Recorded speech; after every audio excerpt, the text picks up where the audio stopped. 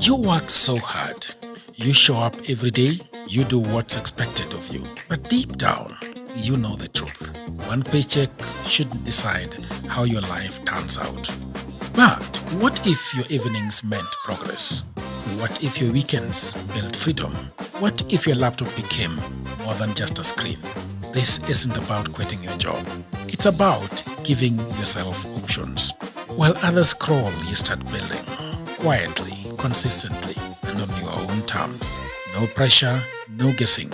Just a clear system you can run after work, before work, or whenever life gives you a turn. That's what Goldmine on hustlesafrica.com is for.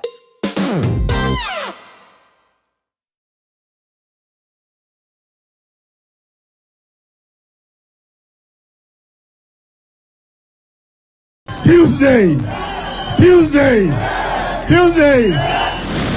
Haikuzo makasi ni watafute uongozi pamoja wasitafute. Kweli una maana gani? Una maana wewe ni binadamu ya mavi ya kuku. Mashamba yetu harambe. Nguruwe kujikanga na mafuta yake, na Afrika itakwisha. Padani agosho ngai no mwega naende shode. Wakati hiyo ilikuwa ukisema ngwe ndani, ngwe.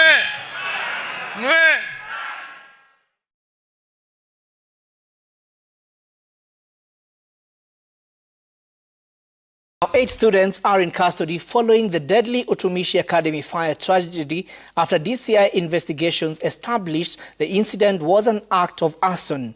In a statement issued on Friday, the DCI said 8 students were arrested as persons of interest linked to the planning and execution of the suspected arson attack. Meanwhile, Education Cabinet Secretary Julius Ogamba has ordered the immediate dissolution of the Utumishi Girls Academy Board of Management over alleged negligence following the death of 16 students. School did not adhere to the safety requirements as stipulated in the school safety manual and the basic education regulations.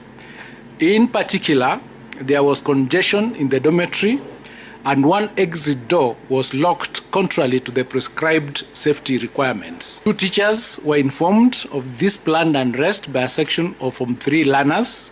However, these teachers did not take appropriate action before the arson, despite having been informed.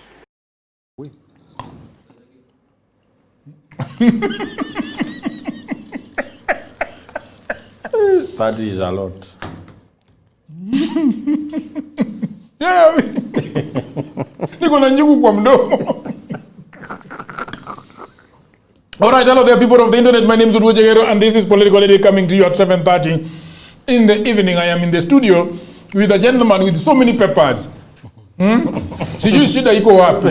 Iko shida. But this gentleman is telling me that a lot of things have been happening. Yes. That Kimani Ichung'wah is calling him Fanya Nini. Fanya nothing. So today is here to set the record straight. And I don't know, Mr. Yesterday when we were here, karibu sana for the to the program.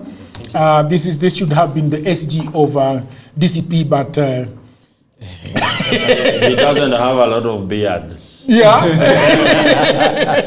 But he's telling me that you don't have to have a position to be a powerful man in an environment or in a locality or in a platform or whatever.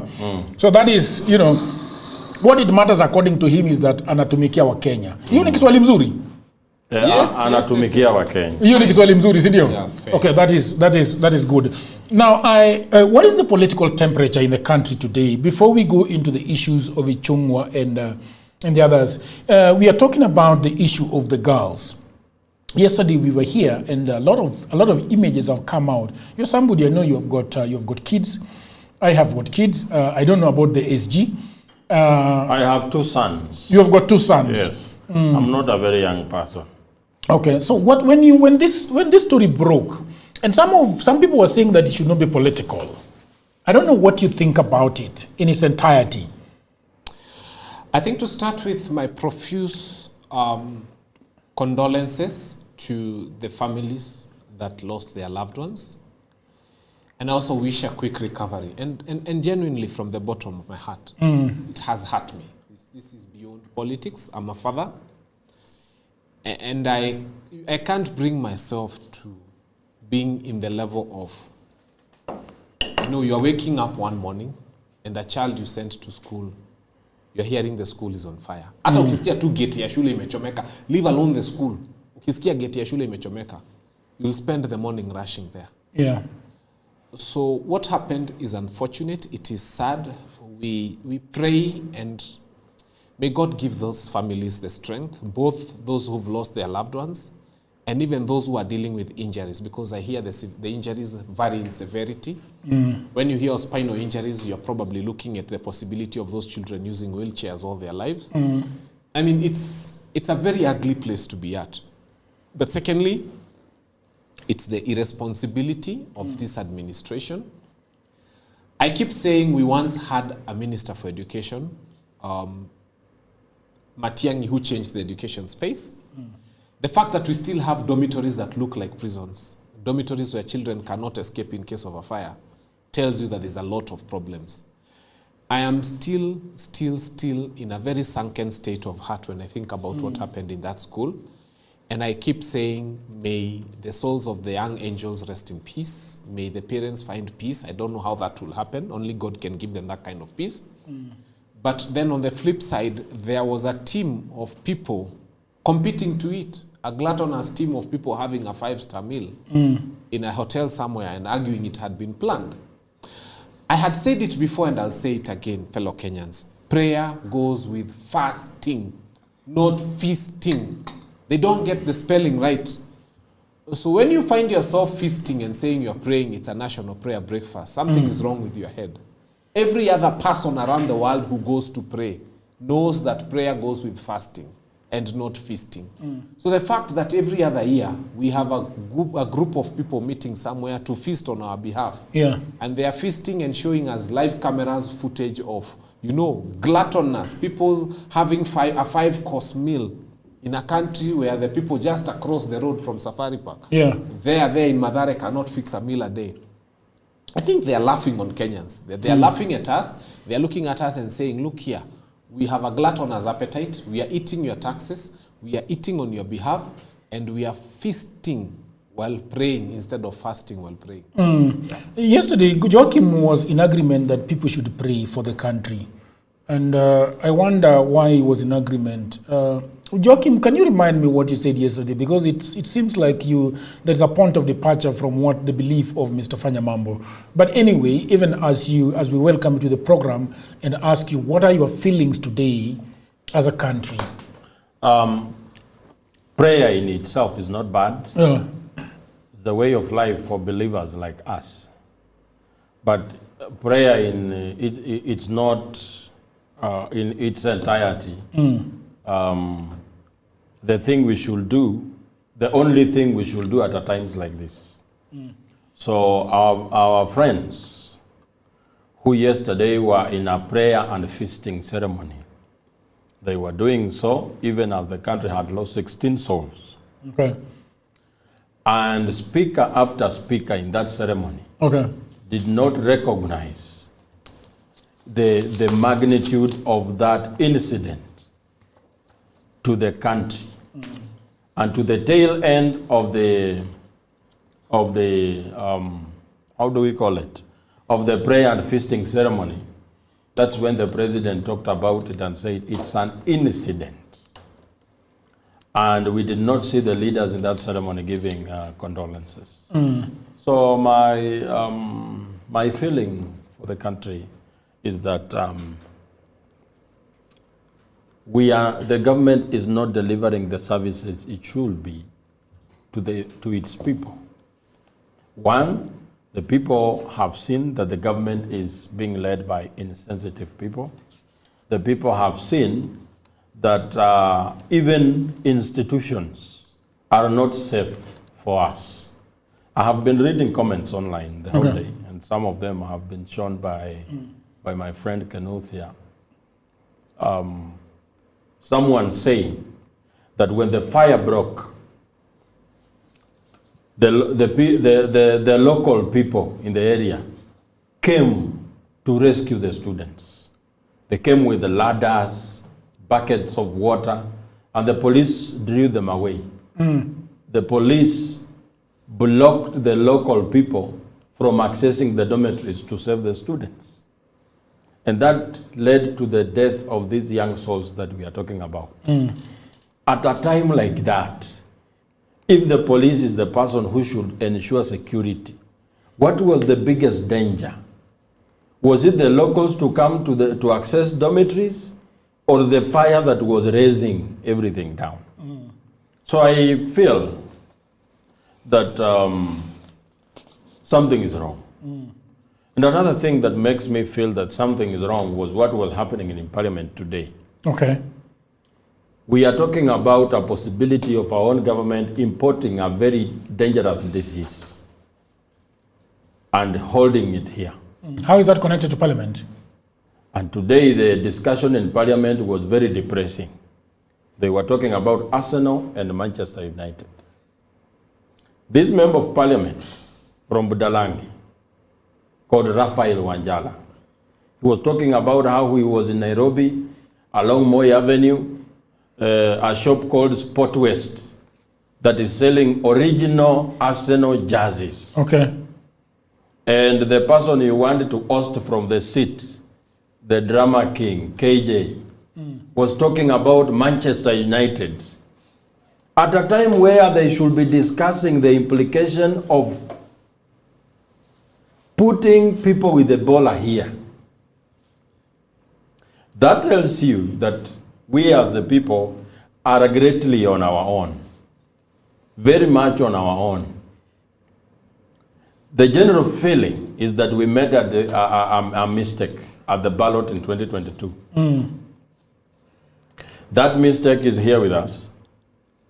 There are so many people that think that well, somebody made a mistake, but they're now, they have caught up in that mistake and they don't tell us anything. You're the ones who chose this person. Let me tell you. What is it that you tell those people? When someone opens this door, okay, and a snake that is venomous enters the house, okay, what is the first thing we need to do as the people who are occupants of the house? I believe kill the snake. We kill the snake or drive it out, then we start asking questions, who opened the door for the snake to enter? Okay. Otherwise, if we start asking ourselves, who opened the door, then that snake does not know who opened.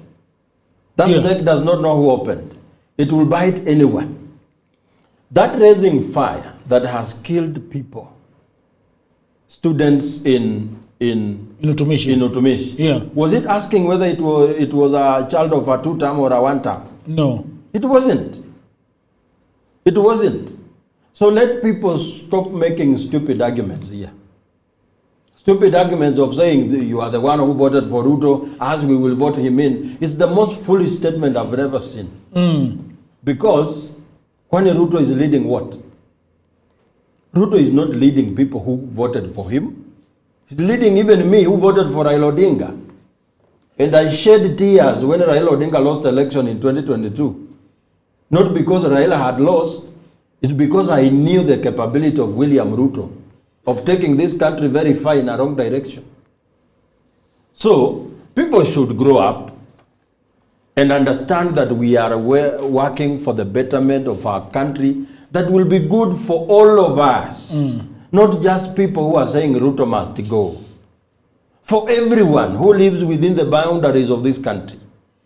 That when you are here, it doesn't matter your political ideology is what, but your child has to be safe in school. Okay.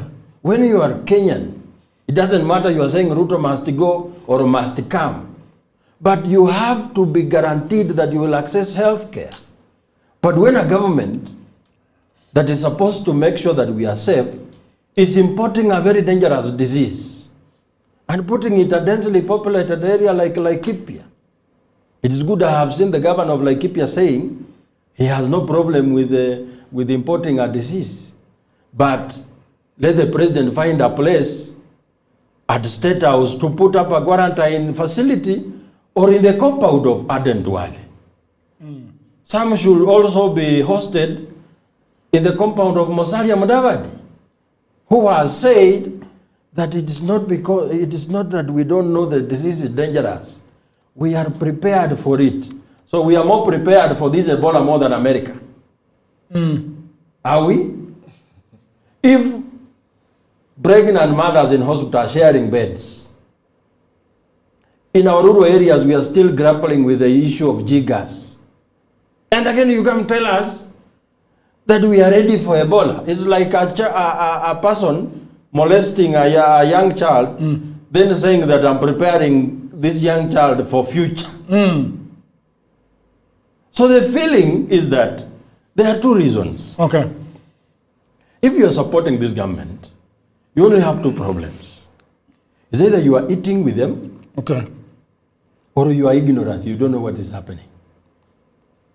Because I have seen somewhere, and I'm yet to confirm, where Marco Rubio, the Secretary of State for the US, okay, is saying that it's not America who approached us. It's our president who offered to accommodate Ebola people here. He said? I am yet to confirm. But if that is the case, then our own president is selling his own people for 1.7 billion. How much is 1.7 billion? If one case of Ebola breaks out,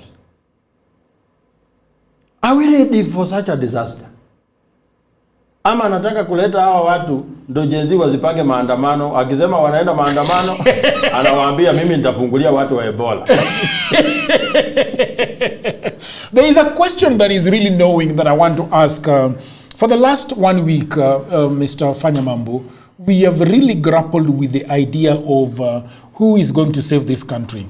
You are going to be a member of parliament for Dagoretti South, correct? Amen to that. Right? Yes. The incoming. Yes. Right? Yes. Joachim has always had a problem with parliamentarians.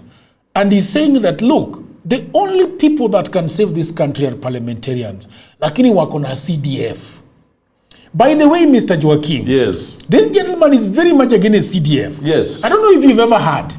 I have.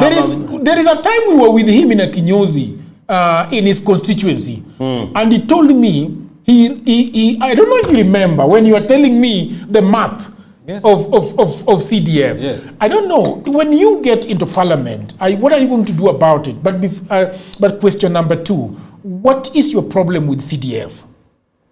I think the first question is the Ebola question. Yes. Which I think I take a contrary opinion to many Kenyans. Okay. And I would want to be heard very clearly. I think this is a brilliant idea that has come at a very good time. Okay. So one of the first things we need to do is to allow them to bring the people they want to bring in the country under some conditions. The first condition is that when those Americans are leaving the Congo where they are, the pilot piloting that plane must be a 2-term pilot. Every crew member working inside that plane must be a 2-term crew member. And then upon landing, warisifiwe pale, the flower girl must be Sabina Chege and Betty Maina. Hao ndio watawapokea with a hug and kiss, wawapatie maua. When they leave and when they are at the airport, because these are important state visitors, we want Sudi to be there to receive them with a handshake. We want Murkomen to be there to hug them. We want all these people who have been saying 2-term to be the first ones to receive them at the airport, because it's a beautiful thing. I cannot be here as Fanyamambo fighting government so hard. And when opportunities to receive Americans come, you give us 1-term people. These are special opportunities that must be given to 2-term people, people who support the government. Opportunity ya kwenda kureceive wazungu wa Amerika ambao wanatoka Congo. It must be given to 2-term people. Once they leave that place, the first place they need to go is State House. They sign the visitors book there. And they should be given a place to stay at State House, another place at Duale's home. In fact, if anything, those who appear to recover from Ebola, because we know it has no cure, must be housed in this avoidable housing of William Ruto. Avoidable housing? Yes, avoidable. So from where I sit, and I continue to say it, that we welcome them under one condition, that everybody handling them from Congo all the way here must be a 2-term adherent. In fact, even the doctors, we watu wa 1-term, why would I really want to come and take such good opportunities from 2-term people? Yule daktari anatibu mtu wa Ebola, tunatafuta mtu wa 2-term. A 2-term amhead, tunamwambia, look, an opportunity to treat a mzungu from the US is a very rare opportunity. Patia daktari wa 2-term, patia nurse wa 2-term.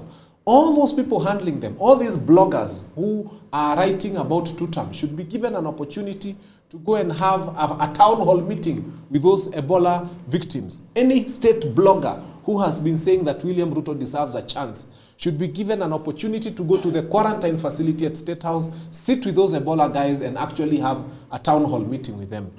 Then we shall be praising them and saying they have done the best thing of their life. How is that different from, you're saying the same thing. This sarcasm of yours, brother, it's a lot. Let's continue. You Okay. asked me about CDF, which CDF I want to tell you. Okay.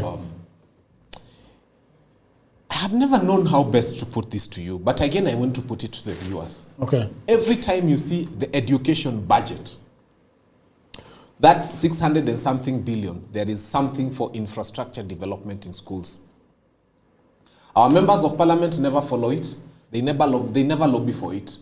So what happens, hiyo huwa inakuliwa juu wao wanaangalia CDF wakuja wajanke madarasa, waandike majina zao. Let me tell you, there's a lot of money that is being wasted in this country in the name of CDF and so on and so forth. Okay.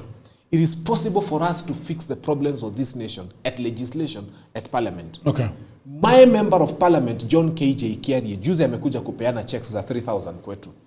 3,000 Kenya shillings. Yes, and you people saw a circular going on, and it was even discussed on all leading media houses, where children were being given 95 shillings per child for textbook maintenance and to last them for a whole term. How do you define, other than an idiot, a member of parliament who goes and allows a situation where children are allocated 95 shillings, alafu anakuja kupeana bursary? Isn't that lack of common sense? That is not leadership, that is madness. It is insanity of the highest order. And we allow it. Na mtu anakuja anaweka tent ya 5 million, alafu anapeana bursary za 3 million. We lack common sense from every angle I look at it at. That's why I'm saying, one of the reasons why things are going wrong is because our leaders prescribe things they don't use. They allow your child to go to CBC, yet their children go into international schools. The day we are going to say that all of us have to use the same facilities, the day mutasema lazima kila MP kama anataka medical cover yetu atritiwe Kenyatta, watalala usiku wakipaint Kenyatta, itawekwa toilets, itawekwa tiles, Kenyatta will have the best doctors and the best. You don't need to do anything to fix this country. Simply say that any sick member of parliament, starting with Fanyamambo next year, must be treated at Kenyatta. The medical cover ya MPs does not work for any other hospital other than the national hospital. That is the only thing we need to change in the law. To say medical cover ya MP, it does not pay any other hospital other than Kenyatta National Hospital, ama KU Teaching and Referral, ama Moi Teaching and Referral Hospital, or any of the other level 5 hospitals we have in this country. If we do that, our hospitals will be renovated overnight. They will be painted overnight. They will put new beds. They will make sure there's no congestion. You think they would go there if they are sharing beds? Tuseme kama wana Kenya wanapea share beds, hata MP akikuwa mgonjwa they share bed. The reason we are failing is because we are cushioning. Shida ya mafuta inatokea papo hapo. Where a member of parliament knows, I have a fuel allowance. They are thoroughly cushioned from the effects of what you people are going to violence about. Tuseme tu kwa mshahara ya MP, the only thing tunaomba itolewe ni fuel allowance. If you remove that mileage allowance, MPs will never go to parliament and pass an increment in fuel. They'll never. And you know theirs is mobile. It's adjusting. Mafuta ikipanda, it's adjusting. Because wanahesabua per mile, per kilometer, kwenda kwao. Simply scrap the fuel allowance for members of parliament. And my friend, fuel costs in this country will go down. Now, as long as they are cushioned, they don't care. Kuna hesabu nipigia ya CDF and how much it amounts to, so that we have got free education. You remember? Yes. Yeah. I've prosecuted that point many times before, and I don't like to belabor it more, but I'd just like to say that I started a national conversation, and I thank God that my voice has found itself to parliament severally before I even got there. When I said MCA, Kona Basari, MP, governor, senator, and everything. And you remember from there, the senator for Kiambu, I thank him, Karongo Adhangwa, took it to Senate because I couldn't have gone to Senate. He prosecuted it very well. And Senate in their calculation said, wait a minute, we are spending 80 billion on the various bursaries we have, but we are spending 44 billion on free primary and secondary capitation. It would emerge when it went to National Assembly that actually we spend 104 billion on bursaries, ya MP, ya senator, ya governor, ya president, ya women rep, yet we are spending about 44 billion on capitation to schools. I remember the Speaker of the National Assembly on the 23rd of August 2024 setting up a committee and saying that this thing needs to be discussed. On May 30th, 2025, he sets up a committee to go and discuss that idea. That committee to date is headed by Adan Duale. No, sorry, by this guy who betrayed Raila. What's his name? This Somali guy from Junet Mohammed. Junet Mohammed heads that committee. How did he betray Raila? We had everything. We know. So that committee is headed by Junet Mohammed. What are they discussing? How to abolish bursaries and allocate that money directly to schools. And then we make education free in this country. But imagine those evil people don't want it. They are the people who pass the law. What is the committee discussing other than eating our people? You have done your maths. 104 billion is going to waste through bursaries. Scrap it. Pay directly school fees. Can you imagine what would happen if every home was not paying school fees in Kenya? A national school, you need about 121,000 a year to put a child in a national school. Hiyo pesa tu ukitoa ibaki kwa boma, huyo mzazi atanunua ng'ombe 2 za maziwa. Yes. It changes the lives of that family. And every year somebody has to spend that amount of money. Yes. So all we need to do is vote in men and women who mean well for this country. And once you put them in, make sure that education is free, because we've proven. Mimi nilionyesha wa Kenya mahali hiyo pesa iko. Sijachaguliwa. And all I'm saying is now let's just implement it. Junet Mohammed, stop sleeping on the job. Simply tell Kenyans mahali imefika. Yeah, we just want to hear. Since 30th of May 2025, you've been chairing a committee, and there's also another member there called Kagiri, the women rep for Laikipia, and all you guys are doing is wasting time. Kenyans want to know, mbona masomo haijakuwa free? Yeah, those guys have got the capacity to make education free tomorrow morning. So nyinyi wa Kenya, mkitaka kujua ni nani amefanya masomo iendelee kututesa mpaka leo, ask Junet Mohammed and his committee. They have been sitting on Fanyamambo's idea in that parliament for the longest. Just simply scrap bursary, make education free for every young person in this country. You puziishe. Kesho asubuhi tuanze maisha afresh. Can you imagine if tomorrow morning we woke up and school fees is free for everybody? Oh my God. It would be a fantastic place to be. Yeah. Oh, can we welcome the people of the internet? Gladys is saying hello, Jagero, waiting kwa hamu na gamu. Eugene Odola is saying people of the internet, welcome to the fireplace. Hello Jagero. Bwana SG Simiu nafanya mambo. Mko sawa? Hey, really candy saying happy to be here. Gashora is saying kwani Odhiambo alienda wapi? Odhiambo ako leave Kisumu. Somebody is saying, Nuru is saying, Jakim Nuru is saying it's already one-sided. Watu ya tutam wamekuja kukuliza, it's already one-sided. Haris Kamau is saying, he political headache, I'm on time, Jagero and group watching you from Saudi Arabia, like your show. Harrison, good work. Okay, Kirui is saying, hello there, people of the internet. I do follow the program. You people make us to understand many things that is undercover by this government. Hongera, Jagero, plus your panel, more so. Odhiambo and SG Safina Party. Where Kirui should understand, this is not Savina. Yeah. It is Safina. It is Safina. Yeah. Anyway, the arc. Anyway, Roslyn is saying Jagero program iko sawa, karibu nidhani na watch TV, kumbe ni political headache. Tiji Lair Gudonagi. Do you know what that means? Amesema mimi najua language ya Lakeside. Tiji Lair, wow. Yes, really can is saying Joakim in the building, amefurahi sana. Sylvester is saying Oduor Oyimore Udo you are. That means that this guy is saying hi in Luo. Okelo is saying following keenly from Stopamba. Stopamba is in Nyakach, my constituency. Okay.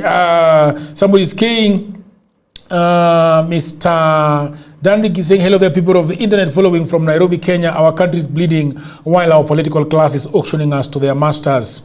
Okay. Somebody is saying, ordinary 80-30 is saying money was paid to Haiti. We, the country, nor the soldiers got to know about the whereabouts. We didn't change Haiti. Only change was those who got rich. Okay.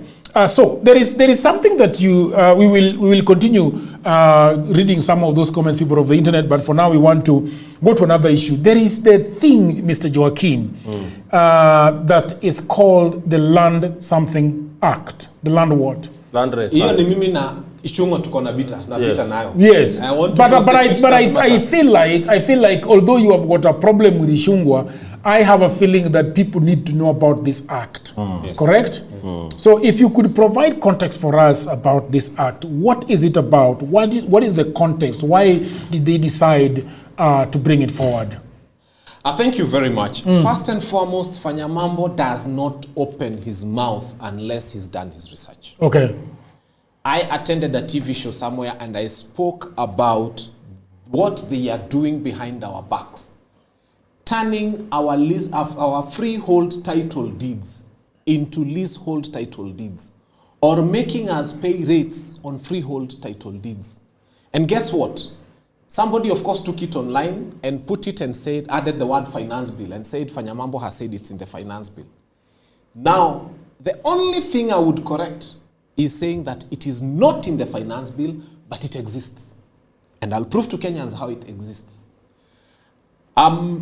You know, Kimani Ichung'wah went to Parliament on Wednesday, and he decided to take a whole 5 minutes discussing Fanyamambo Kinuthia and trying to tell Kenyans that I am finya nothing and that there is no such act and that law does not exist. I told Kenyans I don't make noise about nothing. So the first thing I want to do, people of the internet, there is something called the Hansard. The Hansard is a recording okay, go ahead. of all the proceedings that happen in Parliament on a particular day. So go online, ndio msifeze Fanyamambo ni muongo. I want you to get the Hansard of Wednesday, 11th October 2023. Once you get the Hansard of October 2023, it was on a Wednesday at 2:30 p.m. I want you to go to page number 8 of that document. And there you will find Kimani Ichung'wah. There was a motion brought to the floor of the House, moved by Silvanus Osoro. Silvanus Osoro moves a motion, and the motion is to have a debate on the report of the National Rating Bill. In fact, Kimani Ichung'wah na kiherehere yake alisimama. It's written here. Okay. And then the Speaker of the National Assembly told Kimani Ichung'wah, sit down. On page 9, 11th of October 2023, Honorable Kimani Ichung'wah, Kikuyu, UDA, Honorable Speaker, I beg to move that the National Rating Bill, the National Assembly Bill number 55 of 2022, be now read a third time. So the person who moved that this terrible piece of legislation called the National Rating Act is actually Kimani Ichung'wah. He has said that there is no such law that exists in this country. That's what he said when he was attacking Fanyamambo. Now, fellow Kenyans, I want you to look at the National Rating Act. I had to go to government printers to look for this. It's an act. You can actually go to a government printer. Yes, they are on sale. It's an act of parliament, yes. Or you can download it from Kenya Law Reporting. It's an act of parliament. It's a very simple document, very few pages. If you go to article number 5 of the National Rating Act, article number 5, Kimani Ichung'wah, this Hansard places you at the crime scene. Parliament, mahali mulifanya hii criminal offense. This one here, 11th of October, 2023. Wednesday, 2:30 p.m. Now, Wednesday, 2:30 p.m. Yes, walipitisha hii. Kwanza yeye ndio alimove your motion. Now, Section 5 of this act says, and I'm going to read for Kenyans, this act shall apply to all rateable property within the respective county government except freehold agricultural land. So what are they doing? By passing this, they think Kenyans are full. When they say except freehold agricultural land, what they mean is that watu wetu wa Dagoretti who own land that is on freehold basis but is not being used for agriculture starts paying rates. Paka hapo tuko pamoja wa Kenya? Sasa wewe uko Kisii, wewe uko Moyale, wewe uko, as long as you hold land that is freehold and in nature, but it is not being used for agriculture, maybe umeweka kinyozi, maybe umeweka butchery, maybe umeweka chochote, but it is freehold and it is not being used for agriculture, you will start paying rates. Did I not, in my video, which they were discussing in Parliament, say that they are making people who have freehold titles start paying rates? That's what I said exactly. But I think that... now, it gets even worse. These people hawana aibu, hawana adabu, hata hawana uoga. If you look at section 2 of it, they even discuss who is a rateable owner. And when they say any specified person under section 8, what they are saying, if somebody dies and their land has got, their property has got an executor of their will, that executor of their will pays the rates. If somebody dies and they have an administrator, that administrator pays the bills. So what they are trying to tell you is, in your death, they will follow you. There will never be an excuse for their rates not being paid. Because whether the principal payer is not there, there is an executor, there is an administrator, there is even a trustee. Yani hii sheria ya Kimani Ichung'wah, because ni alimove hii motion, now has taken the paying of rates to even executors, administrators, and people who are following you after you've died. Now, let me finish with Article 19 of this terrible piece of legislation. Go ahead. How come Kenyans have never known about this? Article 19 of this terrible legislation, Kenyans, speaks of enforcement of payment of rates. And if you read Article 19 of it, Article 19, subsection 3, part D, it speaks about they can auction your property. If at some point you're not, remember, this land of yours is freehold. I like to explain that. Yeah. Now, because you are not using it for agriculture, it becomes rateable. Now, once it is rateable and you don't pay rates, Kimani Ichung'wah, bado unapumua, nakanyanga shingo. They tell you now it can be auctioned at the current market value. They are even saying the county government can put a charge on it, kama ile ya bank, can put a charge on your property. So Kimani Ichung'wah, you're out of order. When you're saying ati finya mambo, yes, and sometimes finya nothing. I'm finyaing nothing. That nothing is called Kimani Ichung'wah. Na naifinya vizuri. Because we have to tell Kenyans the truth. You were at the crime scene on the dates I have said. And the dates were, I'm finishing, the dates were 11th of October 2023. Kimani Ichung'wah, you were in Parliament. You are the one who moved the National Rating Act. In the National Rating Act, I have told Kenyans, Section 5 only exempts agricultural land. It is leasehold, yes. Agricultural, that is land that is being used for agriculture. So if you have leasehold land, watu wa Dagoretti, inaenda hivyo. Sasa, during that conversation, Kimani Ichung'wah, mulikuwa na mbunge wangu KJ. KJ is there saying, and Ichung'wah is speaking in Parliament, he's saying that KJ actually paid bursary for me. That's what Kimani Ichung'wah is saying. Now, for those people who went to high school with me, munajua nilimaliza Aquinas High School the year 2001. If I finished Aquinas High School the year 2001, KJ became MP in 2017.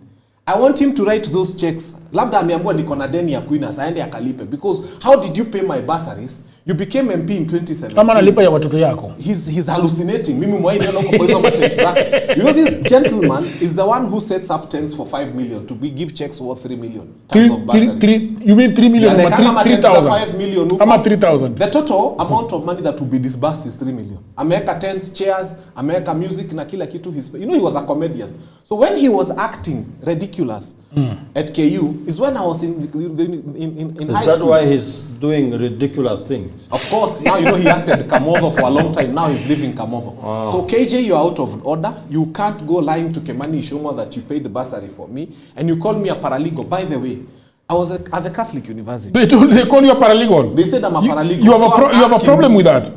Yes, because when I joined the Catholic University in the year 2005, and they gave me LB number 034 of 2025. That's at my admission number at Catholic University. I was sitting in a class, and I was in a class with Ramadan, who is now the president of the Law Society, of the East Africa Law Society. I was in a classroom with Faith Odhiambo, the former president of the Law Society of Kenya. And we were not being trained to be paralegals there.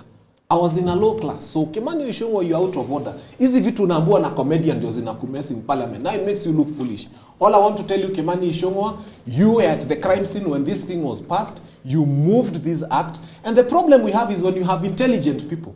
Intelligent people who claim to read a lot of English, but they don't know what they are passing in parliament.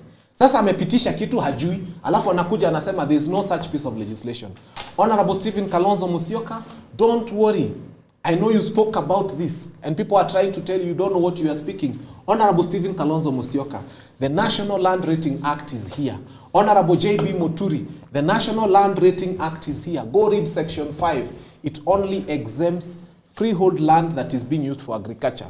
So a person in Kisii, a person in Kisumu, a person in Mombasa, using their land for any other purpose other than agriculture, and it is freehold, aki unalipa hiyo rate. Na usipolipa itachotwa. Na isipochotwa, it is going to be so.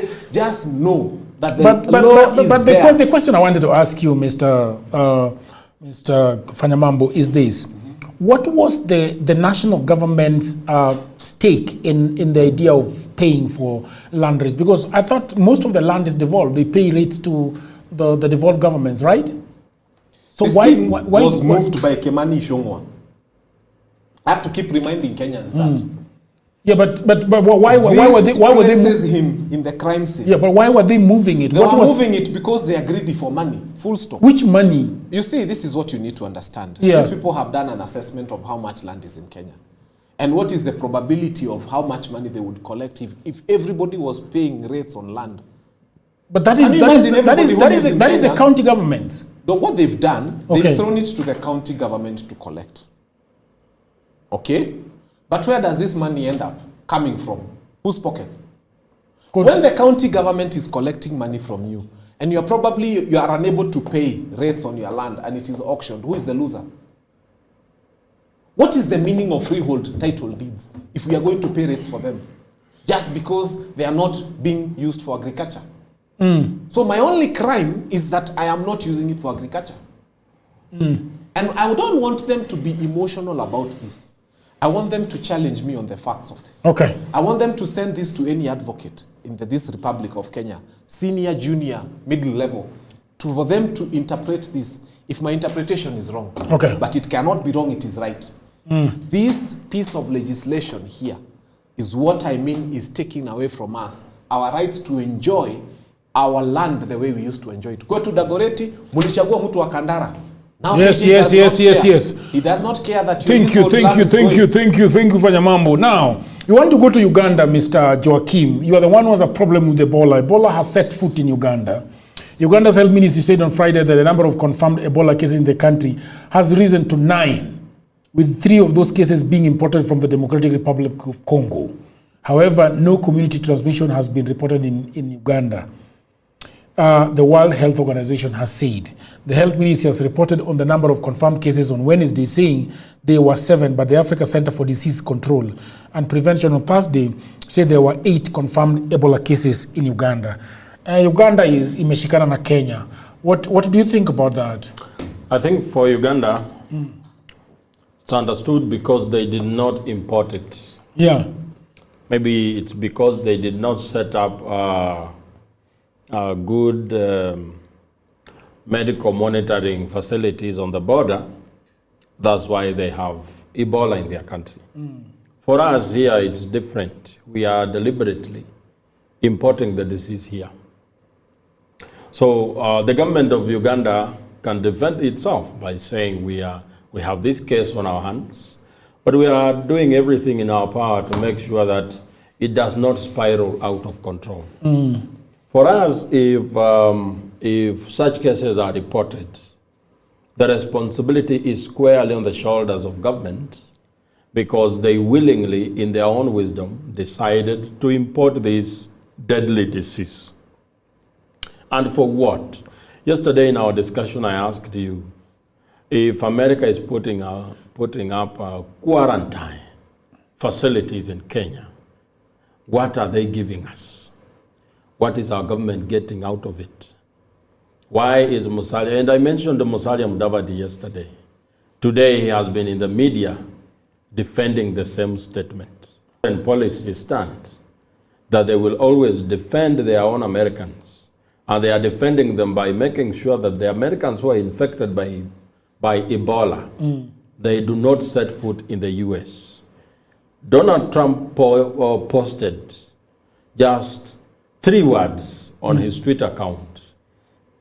Is it 3 words? But he said, put them out of America. Keep them out of America. Out of America. So they can go elsewhere. In this case, Kenya is elsewhere. We have decided to be the mat at the doormat, where people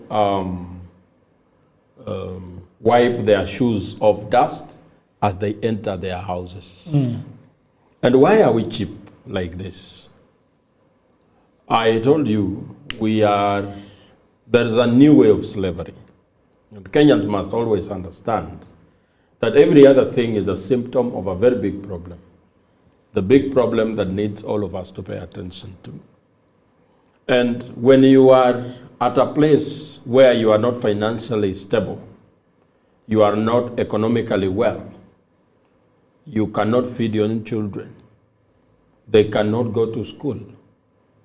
When I give you anything, I ask you to do anything for me, and in return, I'll give you money for what you have offered to do with me. You're most likely going to accept. And in this case, now we are mentioning something to do with 1.7 billion. I think that's a very small amount of money if America is to offer any money to that. America can offer, I think the money they can offer is in hundreds of billions. And it will continue unraveling as time goes.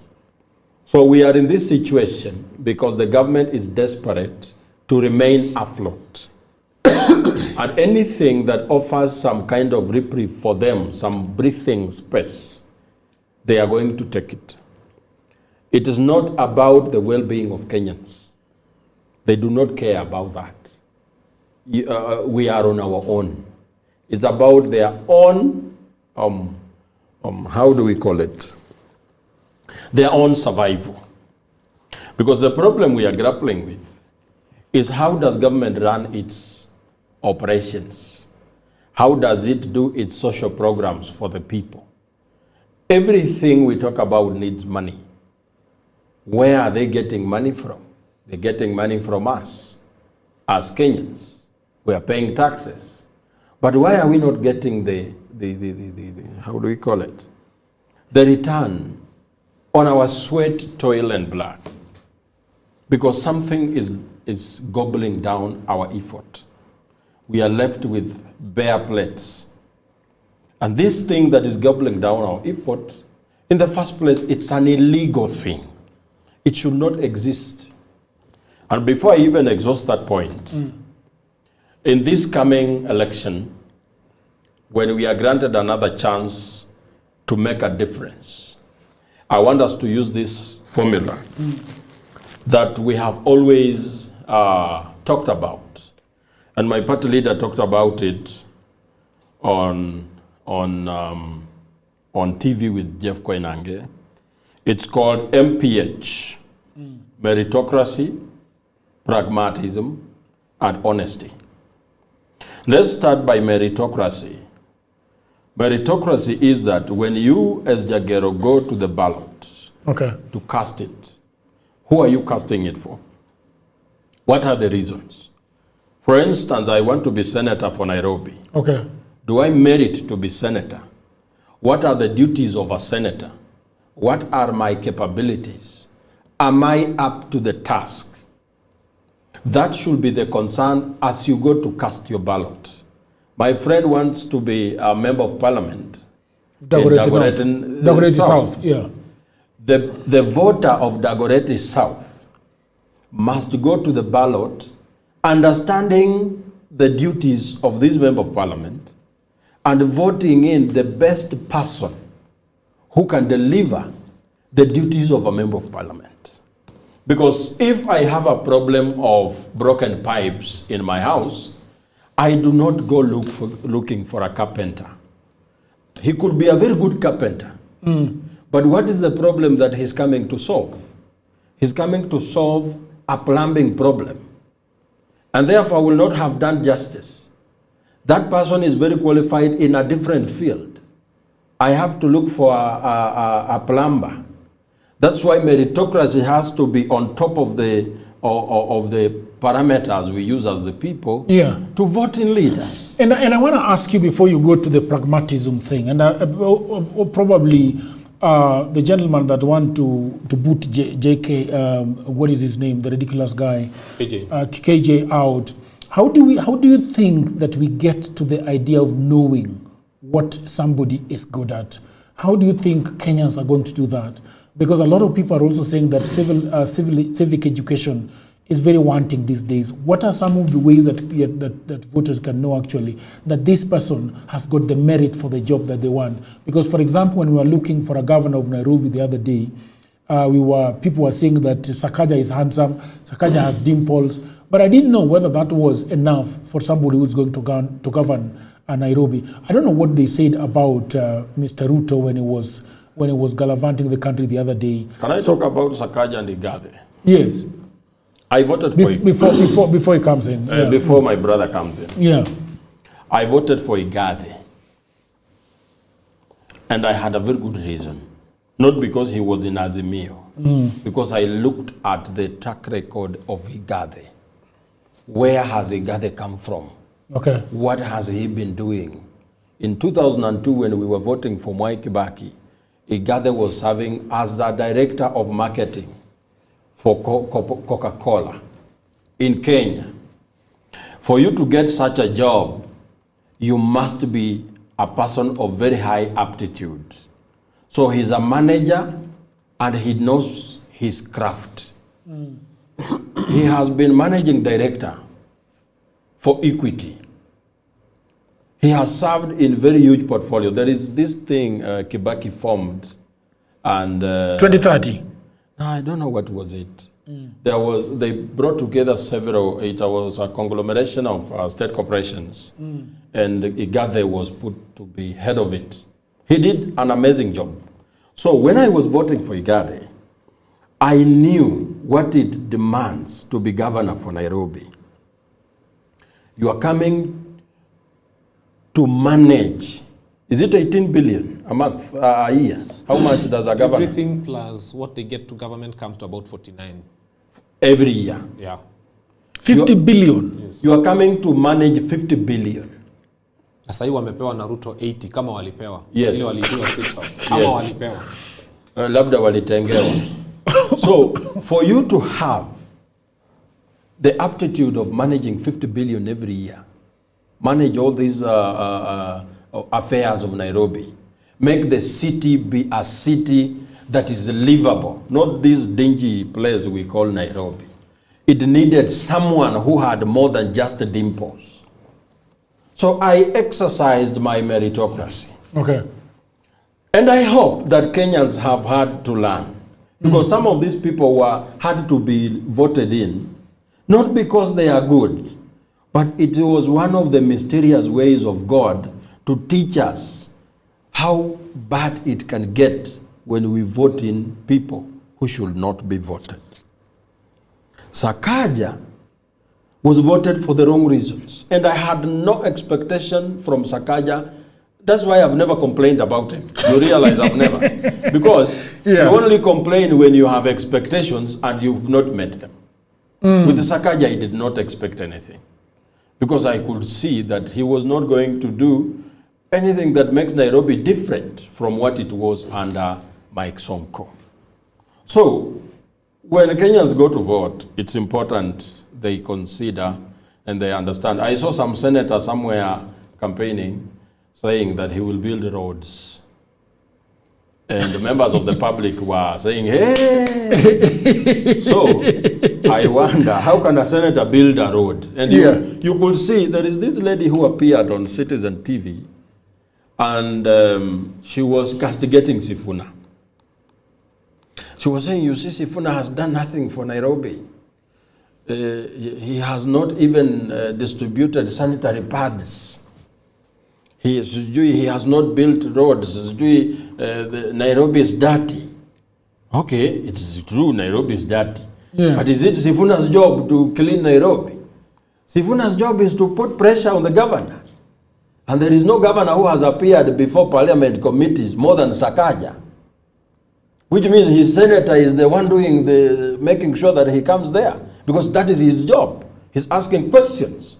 How did we know that Sakaja has employed a theologian as head of disaster management for Nairobi? A person who should be a padre here at All Saints.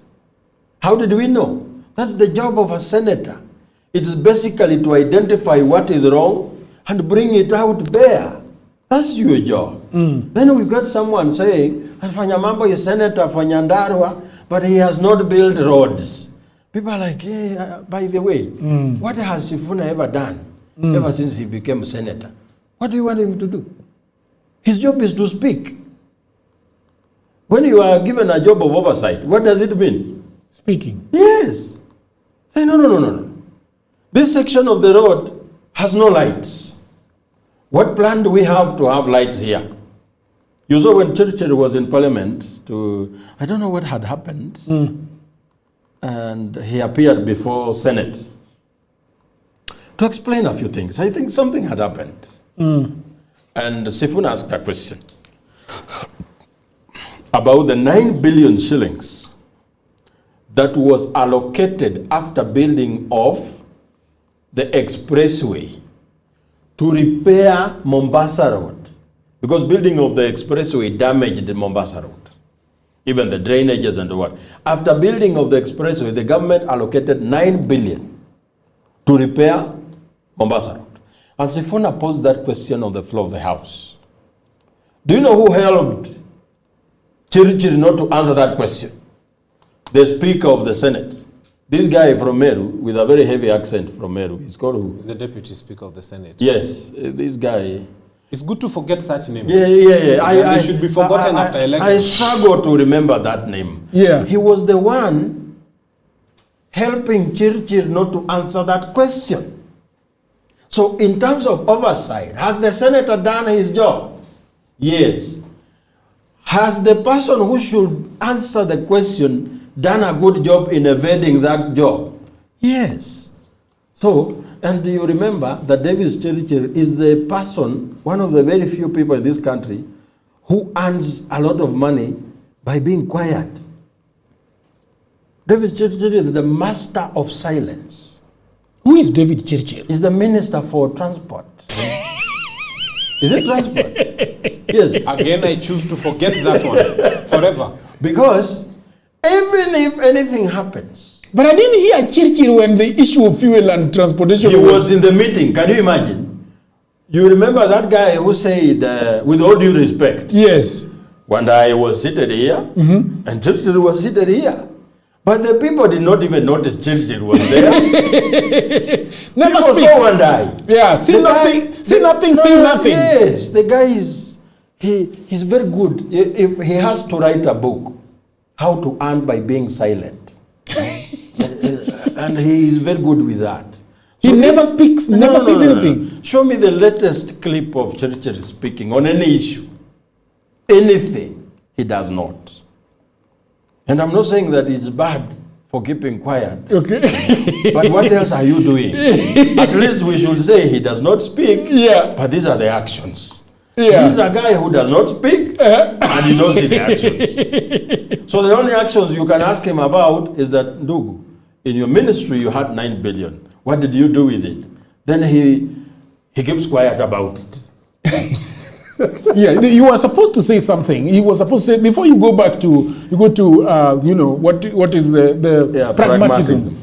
I asked you a question. How do we as Kenyans actually look at people and gauge them? Do we phone them? Do we call them for a town hall? How do you want the people of Dagoretti South to actually know that you're able to be a good parliamentarian? To start with, a good parliamentarian is, if you ever find someone who finds solace in money, someone who comes and says, akiitwa akiambiwa twende mkutano anauliza tuko na do, tutapeana nini? That guy is not fit to be your leader. In fact, he's useless. The best of them come like Obama. They start their campaign, money follows them. Money has to follow ideas. Ideas will not follow money. You have to go to be this leader who comes and tells people this is the way we are going. The Martin Luther Kings, they were devoid of money. I keep telling people when Senator Medho was voted for, he didn't have a car. He was walking on foot. He was at 31. He was competing against giants in Nyandarua. Very many constituencies. It's not just one. He's now the senator for Nyandarua. I think anytime hata ukienda kwa matanga usikie mtu, his main thing is about money. Akiingia ataiba pesa. But if somebody's consistent language is about the lives of the people and what we shall do for them, and what we can do for them, then it's okay. Then you also need someone with ideas out of the ordinary.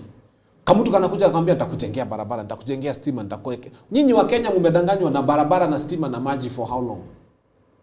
You know, never go to a campaign meeting where people are telling you the obvious. If somebody is telling you pombe, nitamaliza pombe, maji, stima, barabara, that's a useless guy. In fact, don't give him airtime.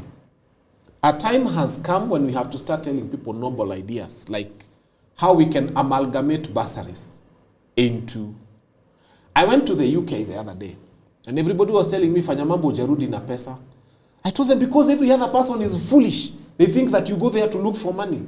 At what point will you ask the diaspora community, what are you going through? What are those things you want me to take home? It cannot be transactional. It cannot always be about money. So me, I'm telling the problem with Kenyans, unataka mtu akuja kuambia atakujengea barabara. That's a useless guy. Let's start there. He's useless. These are conversations watu walidanganywa nazo from 1970.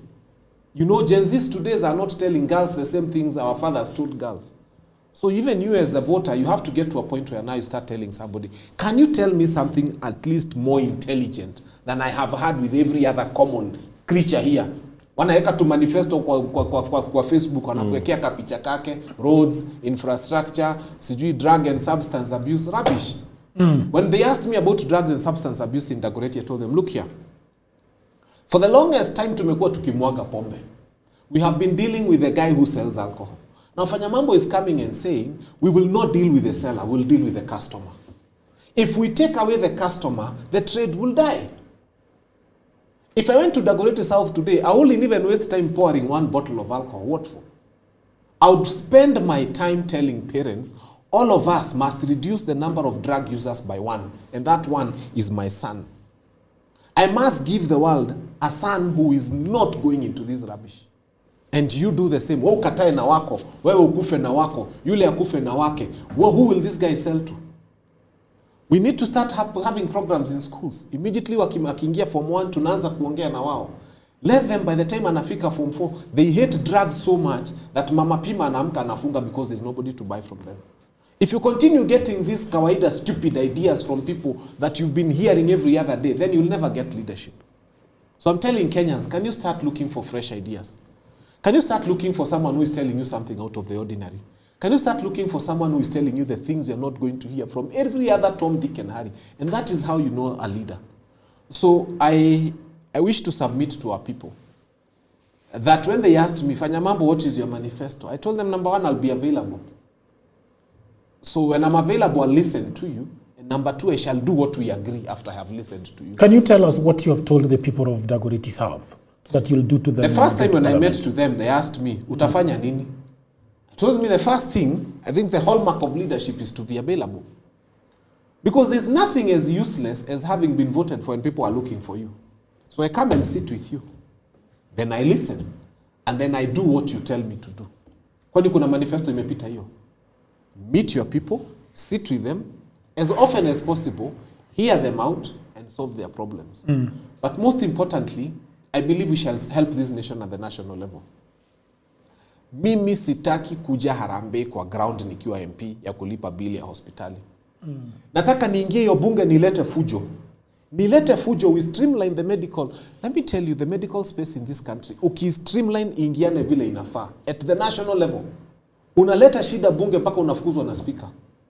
You streamline it so well that mtu akiwa kwa ground across the country, anaifeel, anasema Fanyamambo alienda akaleta ujinga bunge, akaleta fujo, the health thing is working, it is paying for everybody.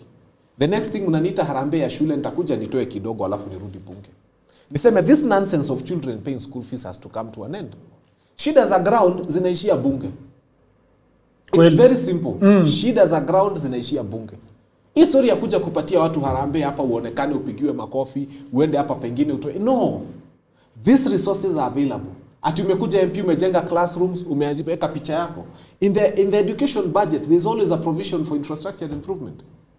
In every budget. So I am telling you, the reason I am looking for the National Assembly is not so that I can impact on the lives of the people of Dagoretti. It's so that we do something at the national level that touches every person at every corner of this country. That's why it's a National Assembly. I saw a fool the other day telling me, fanya mambo, kila siku unapigana na Ruto, anza kuongea mambo ya Dagoretti, your focus is on Dagoretti. I told them, are you mad? Let me tell you, Jagero, if your house is on fire, and then there's a fool telling you, we unalala kwa bedroom ya inside, zima tu bedroom yako. Concentrate on the fire in your bedroom. Sasa ikichomeka kitchen na bathroom na toilet na kila kitu, utakuwa na susu kwa neighbor. The whole house is on fire. The focus is on putting out the fire in the whole house. And once we put out the fire in the whole house, then we can start thinking, where is my bedroom? But if you come and say, situmiange kitchen, silarangi kitchen kwa hii nyumba, kwa hivyo sitazima moto ya kitchen. That is why I am a national leader. And that is why I'm going for a seat at the National Assembly. Because we want leaders who are passionate about Kenya as a whole. Not people who are saying, interest yangu iko Dagoretti. Sini Nyahururu kuna chomeka. That's an idiot right there. A person who makes any legislation. Si ati munipatie CDF, niende nigawie watu wangu Dagoretti South, wanipigie makofi, nimewajengea darasa wanichague tena. That's an idiot right there. The right guy should be saying, how do we make sure, if you go to the US or the UK or Germany or everywhere, you by law are not supposed to take your child more than 5 kilometers to from where you live to school. In fact, 5 ni mingi. Your child is supposed to go to the nearest school. So how do we do that? Shule zote mzuri ziko hapa Riara Road, Makini, sijui nini. Where are the good schools everywhere else? We must speak as a nation and make sure, like the Catholic Church, ile masomo inasomwa hapa leo ndio inasomwa pale ndio inasomwa pale ndio inasomwa pale. Let's make everything standard in this country. The only way to fix traffic jam is sometimes you find some roads are so busy because all the good schools are there. Every school in Kenya must be a good school. Kama Riara Road. Yeah, every good school in Kenya must be a good school. And every university in Kenya must be a good university. So that wewe kama mzazi unapeleka mtoto wako the nearest school. I suffer a lot. I take my child slightly further from my house. Why? Because my school near me has 105 children in class. So anytime you hear somebody saying, Mimi, Dagoretti yangu, sijui Kiambu, that's a useless guy. He has no space at the national space. Let us get leaders who, once they fit in the national space, they bring a legislation that affects the whole country. And I'll give you just one final example before I throw it to him. The guy who brought NGCDF, may God bless him wherever he is, because he brought an intervention that affected every corner of the country. And at that point in time, it was necessary to have it, because we were under Moi, and Moi used to develop where he felt like. So at that point in time, NGCDF was good. But why? Because it went, and every MP, hata kama anapata shilingi kumi, it was being seen going across the country. Let every leader who claims to be a leader who deserves to be at the National Assembly bring legislation on the floor of the House that will affect every corner of this nation. Then that is a leader. Anything short of that, hiyo ni pumbavu tu ya kawaida. Why do you think that most of the time we get good people like Fanyamambo talking so well before they get into parliament, but once they get in there, Sifuna spoke very well before he went to parliament. Yeah. Sifuna still speaks very well when he's in parliament. Don't judge me on the mistakes of your ex. You are a bad ex. You can't come and so say. I think I can speak to that problem. Bad ex. Yes. Don't come and tell the me, reason why I won't marry you because my ex was bad. Okay. The reason why some of the people speak well and end up doing bad things is Fanyamambo knows what his job is as a member of parliament. But he has no money to walk around in Dagoretti South. So some mogul, can I call them moguls? Yes. Someone sponsors Someone sponsors your campaign. Because people want 200, 100 shillings, right? Yes. So where do you get it from? So you are given money by Jagero. You refused to give. I was in an event No. yesterday in the evening. I'm only saying instances where things go haywire. So you pick money from Jagero. So you walk around the constituency, unasema pangeni laini mpaka kule. You give them 200 each. At the end of the day, you have spent 60 million campaigning to be a member of parliament. Your total cost. So you get in the house, very idealistic, and you realize that for you to even recover this 60 million so that you can be able to campaign then next time, you have to do, because the person who sponsored you to go to parliament knows why he was doing it. Because he knows that you are the one who makes the law. So you go there, you want to streamline Nairobi and make Matatu work. You have a proposal. Then you are told the bill you brought, it cannot work. Why? It will affect our business. So what do? You are stuck. You come up with another idea because you are a brilliant guy. You do it. And another person who sponsored you is like, no, I'm in real estate. What is that you are doing? You will destroy business. Yeah. Hey, you don't have to, you can't change the world. Just think about yourself. Hey, there's something small I've brought you again. That thing, that how do we call it? Is it patronage? We have allowed patronage and servitude to shape our politics. That's why I tell Kenyans that every time you pick 100 shillings from a member of parliament, unakula pesa ya barabara, unakula pesa ya basari, unakula. There is a school in Kandui constituency called Chengwali Primary School. Chengwali? Yes. I was seeing that school when I was growing up. I didn't study there, but it's not very far from where I come from. Yeah. You see the gate that was there when I was in class 8? Because we used to pass by there to Kienda primary school games. It's still there today. Si Safina ifanye kitu. So Safina is not in power. So when you look at the member of parliament from that school, he gets 210 million every year as CDF. But that school has the same gate for more than 10 years. What does that mean? Because even the people from Chengwali do not know who should build this gate. If people are not aware. It's called Chengwali. Yes. If people are not aware of who to expect from who, what to expect from who, what's the work of an MCA, how does it help us? We are voting for a member of parliament. What is he going to do for us? Because we shall have to be as selfish as politicians usually are. Then Joachim comes to the people of Nairobi and he's telling them he wants to be senator for Nairobi. What is in it for the people of Nairobi? If we do not ask ourselves these questions, then we are home cooked and dry. Pragmatism. I might not come from DCP. Okay. But maybe DCP has a good plan for something. Right? Maybe they have the best plan on education. But I am the one who have succeeded to get into power. You adopt their plan because it's good for everyone anyway. Pragmatism means that I don't agree with you, but you have a good plan. And I have won elections.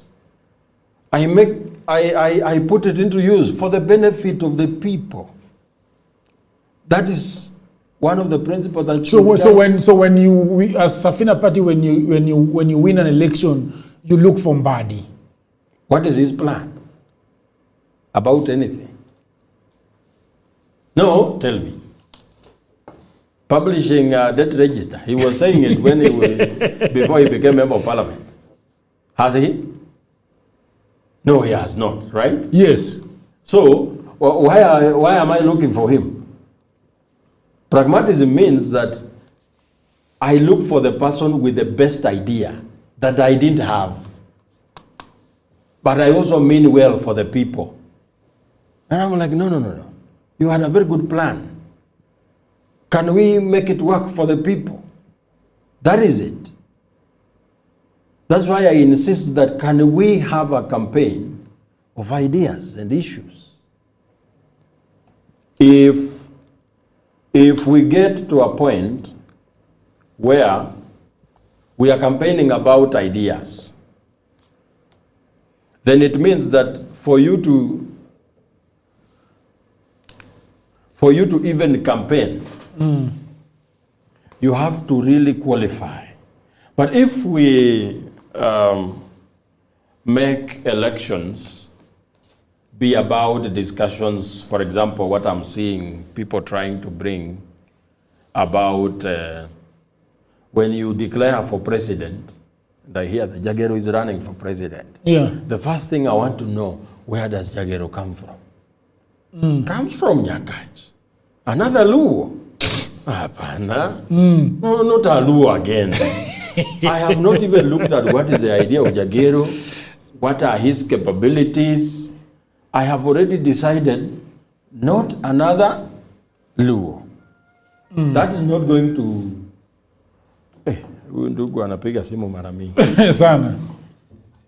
That is not going to help us. Because the issue is,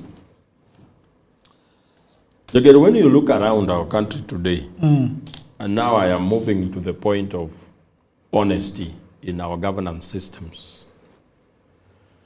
When you look around government today, there are questions about service to the people. And everyone is screaming, looking for solution to their problems. And when you ask people, what are your problems? One will say, I was in Narok. When you were campaigning? Yes. I remember. And we had a session with the people of Narok. And now we gave them the mic. We were just there to listen. We didn't want to speak. Everyone who took the mic was speaking about school fees for their children, access to health care, jobs for their young people, how they are, now that it's Narok, they are talking about their livestock. How do they boost it? When you look at their problems, they come to one thing, money. Now these people are not poor because they have no idea. These people are poor because there is something that is stopping them from being well off. And that is money. So what is stopping money from getting to these people? How is our economy working? What is stimulating our economy? And my friend mentioned a person who is paying, let's say, 120,000 shillings per year for their children's school fees. Now tell this person that this 120,000 shillings, you are not going to use it. Now school fees is free. That you can just decide which school you go, and it is paid for by the taxes you pay. The reprieve first you get is the lessening of pressure on your shoulders.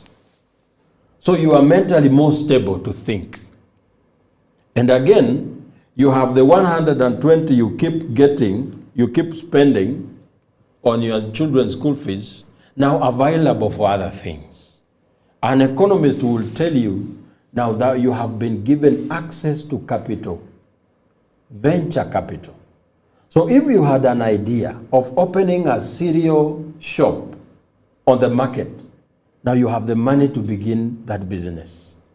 When it goes there and another person has saved and another person has saved, so someone can comfortably come and buy your cereal. Which means you will need a few more hands to run that shop. Those are 2 jobs for 2 young people. With just school fees being made free. you realize that there is an economic ripple effect on that 120,000 per parent. Then you look at health.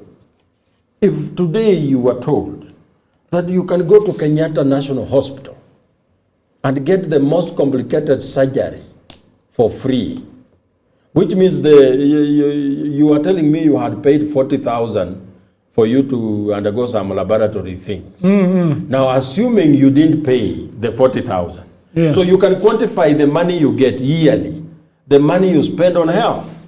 How much is it? Let's say it's 50,000 or 100, so that you can understand. You know, anything below 100,000, you can't understand. Go ahead. So,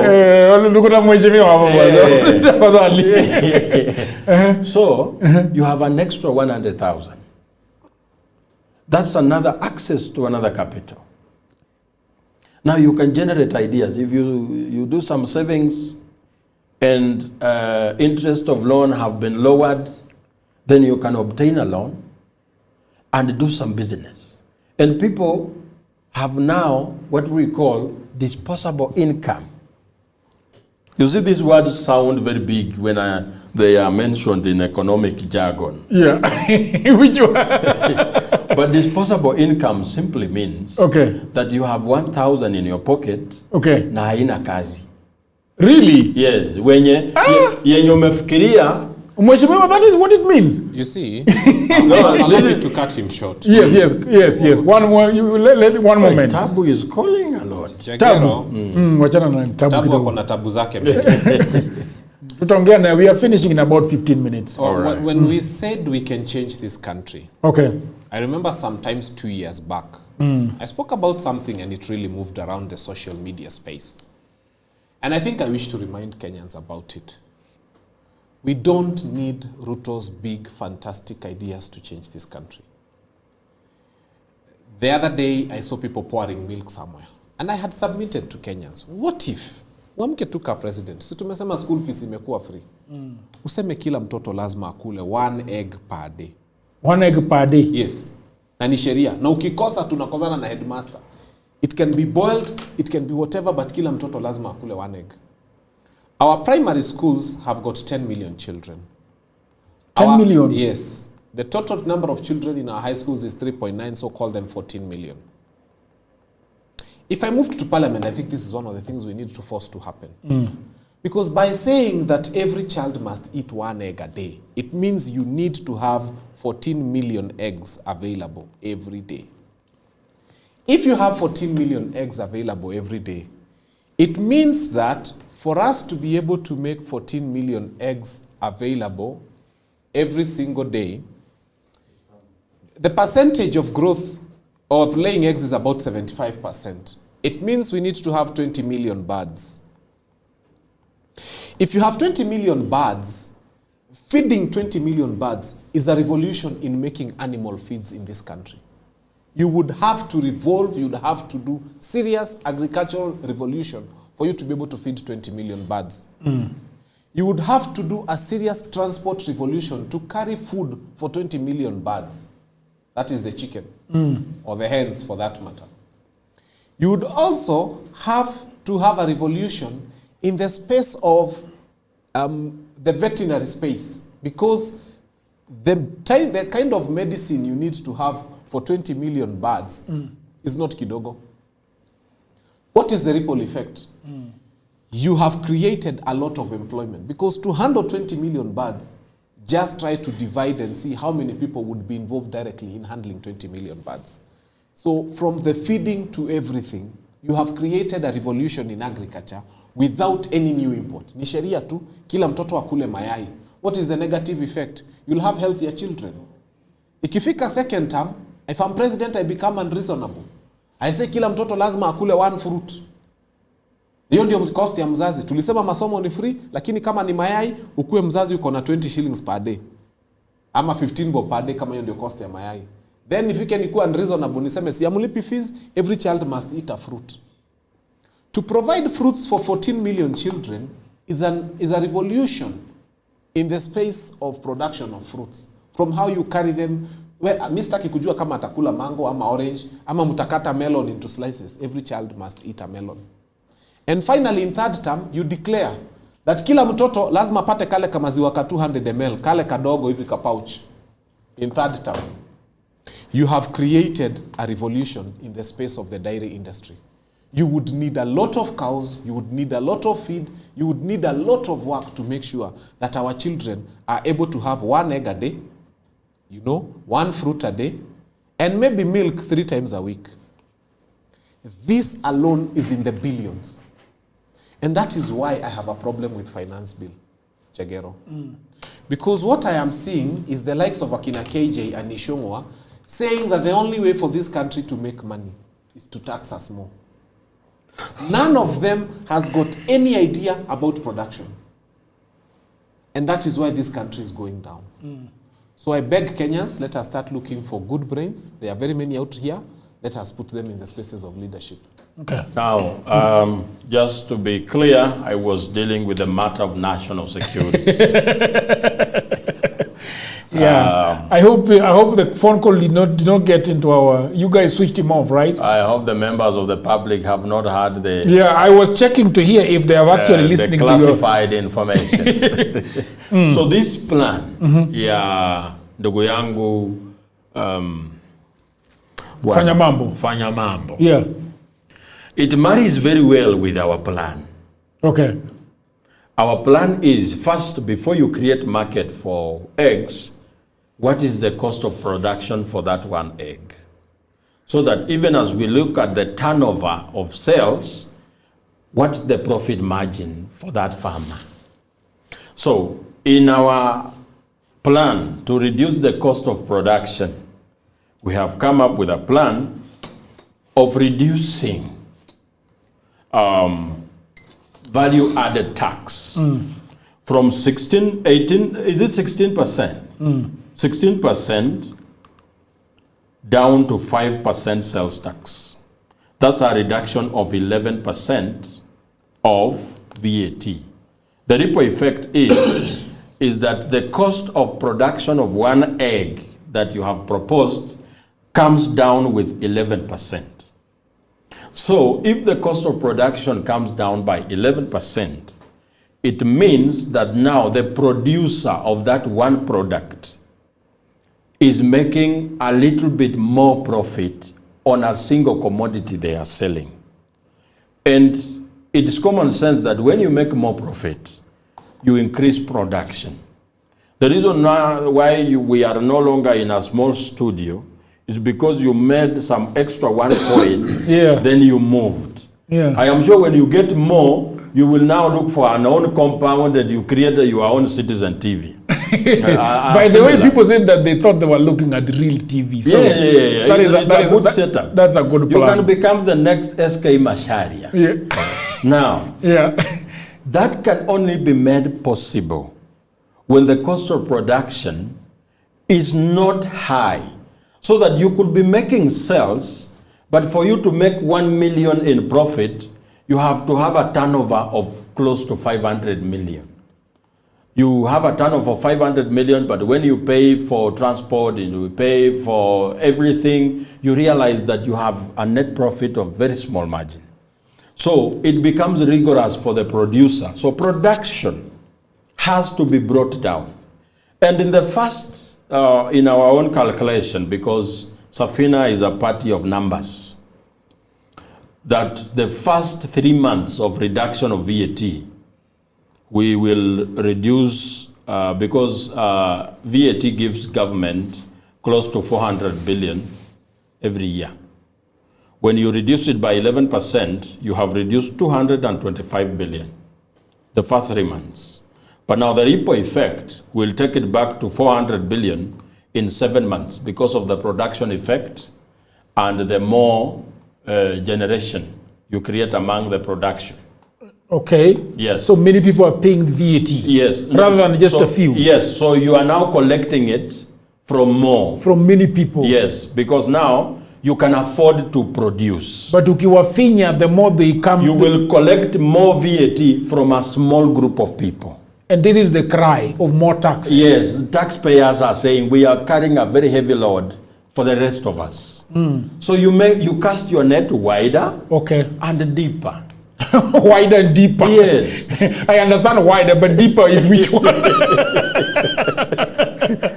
Fishermen, you are a Luo, you should understand this thing. Okay. Oh yeah, I see. How deep the net goes. Yeah. Okay. So now, in 7 months, you are back to 400 billion collection. In 1 year, you are now passing the target we've been collecting, which means that even for government revenue, it's a good plan. Now, people have been asking that when you make such interventions and you have reduced 225 billion from government revenue, where do you get it from? How do you now strike the balance so that you do not affect liquidity of government operations? Our answer is very simple. Is that the biggest intervention we are going to do as a party is that we are not going to pay odious debt. Why are we saying we are not going to pay debt? Because this is something we have to discuss. Because it doesn't matter who will become president. They will encounter this. I told you the story about Maraga, how he will be shocked when he becomes president. So, and that will be the case to anyone. Okay. So when you don't pay debt, that alone, you are saving up to 2 trillion every year that we are spending on illegal, odious debts.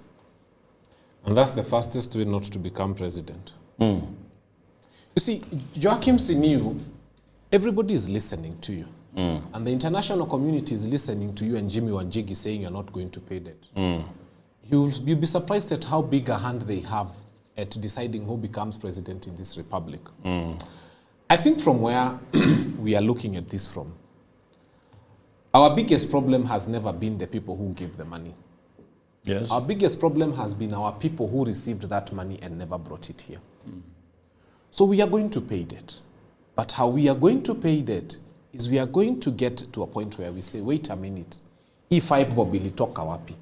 Ilipewa nani, ilikuwa ya nini, na ilienda wapi? Wewe Joachim kuja, wewe ndio ulichukua hii 10 bob. So we start going to your accounts, tunachukua hiyo pesa tunarudisha kwenye ulitoa. It is actually possible to pay this debt by saying, you gave this money to who? Mudavadi then, he was minister, yes, come. How much did you receive? Where did you sign? Where did it go? So that we don't get ourselves to a place where, because we are living in a community of nations, where people feel like we want to become irresponsible leaders who run away from the responsibility of the state. Our responsibility is to deal with our own thieves, if we have any. And whoever stole money from Kenya, whoever told donor money and never brought it to its actual use, will have to pay. Why can't you allow the donors to go get the debt They givers? lent it to Kenyans. There's one thing I want you to know. Donors are not stupid. When you hear some of the loans are tied to our assets like the port and so on and so forth, donors are not stupid. They were not lending that money to a minister. They know a minister is mortal. They were lending that money to us Kenyans. So I think what we need to do as responsible people, because we are part of the community of nations, is to say we are indebted, but the truth of our debt has not yet been clearly known. And we need to get into a serious conversation so that we establish exactly where things went wrong. And we start paying back that which we can pay. And I can tell you, more than 50% of our debts, kuna watu sahi tukieka kwa jela, tuambie ni mjela maisha ama mtoe do, 50% of our debt will be paid overnight. These guys cannot stand a sell. You just tell them, we know you have billions, you have trillions. Bring it out. They will bring it out for the sake of their freedom. We can pay 50% of our debt. And then we can start from there, trying to establish where else. How about that, Mr. The issue is, we are going to be starting our calls in a few. Obunga, you can put up the call number so that people can start calling. Now, this is an issue that Kenyans need to switch off their gas and everything and pay a lot of attention. Because why are we even calling this debt illegal? And our issue is not the outsiders. We are looking at our own laws.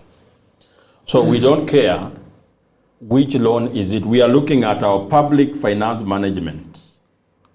What does that our law say about borrowing? So we have guiding principle on how a government should go by borrowing. So when a government tells us it has borrowed 1,000 shillings, then we expect that all due process was followed in borrowing that loan. That if it had to come through the consolidated fund, that is tick. If Parliament approved it, that is tick. If it was borrowed for a project, for development, that's another tick. That's a loan you pay. Because by Parliament approving it, it means that the sovereign gave consent. So you cannot jump that loan. Another thing, it was deposited into the accounts of the people. So that you can't say this money was taken to anyone else. It came to our accounts as Kenyan people. 3, it went and did what it was borrowed for. So we borrowed 1,000 shillings to buy iron sheets. 1 minute. Yes. Hello? Are we on, Obunga? Yeah, hello. Yes. How are you doing? Joachim is finishing up his point, and then we will get back to you in 1 minute. So I should not hang up, yeah? Yeah, so you should not. You want? Start with him. Yeah, let's start with him. Let's go ahead. Mr. Fanyamambo is eager to hear from you. What is your name and where are you calling us from? My name is Musa. I'm calling you from Nairobi. Okay. Yes, I just want to congratulate your show. Thank you very much. And that is all. I love your show and congratulations for what you're doing. All right, thank you. Yes. Yeah, go ahead. The reason why I'm in finishing. In finishing, the reason why paying debt will not solve our problem is because how much of our income is it gobbling? When we collect 2.6 trillion, like we are praying we will in the next financial year, how much of it will go to pay debt? We are going to use 2.4. So you are left with what? 200 billion. Yeah. 200 billion a month, you need 80 billion to pay salaries. That's 1 month. There will be maturing loans. Immediately the new president is sworn in. He needs money to pay those loans. Where is he going to get the money from? Once you are done paying loans, Kenyans now need development and do things that William Ruto is not doing. You know something that is very interesting about this conversation of debt? Yes. That we keep saying that Ruto has got debt all the way here. But every time he goes to a market, he's saying that we have allocated another 11 billion. We have allocated 50 billion. That should make you understand why we are saying, yeah. Before you come in, why we are saying debt. There is somebody on the line. Hello. Yes.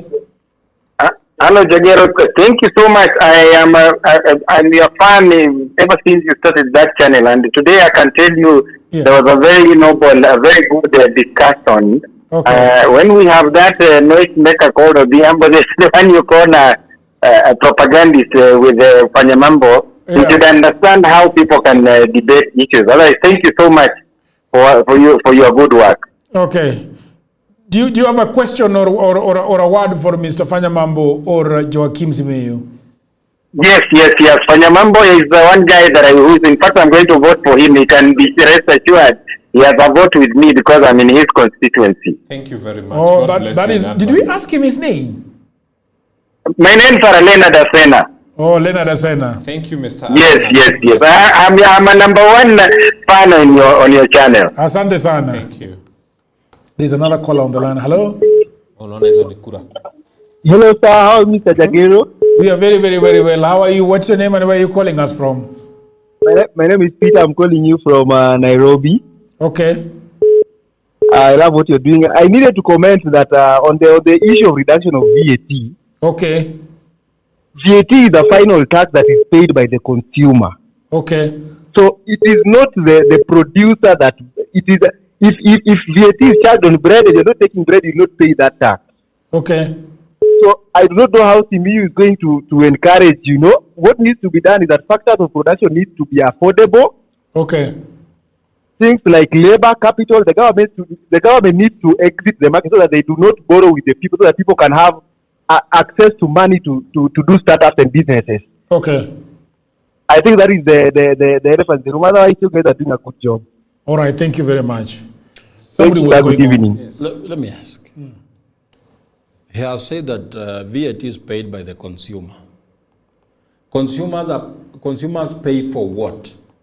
When you are spending your 100 shillings to buy bread, what are you paying? Hello.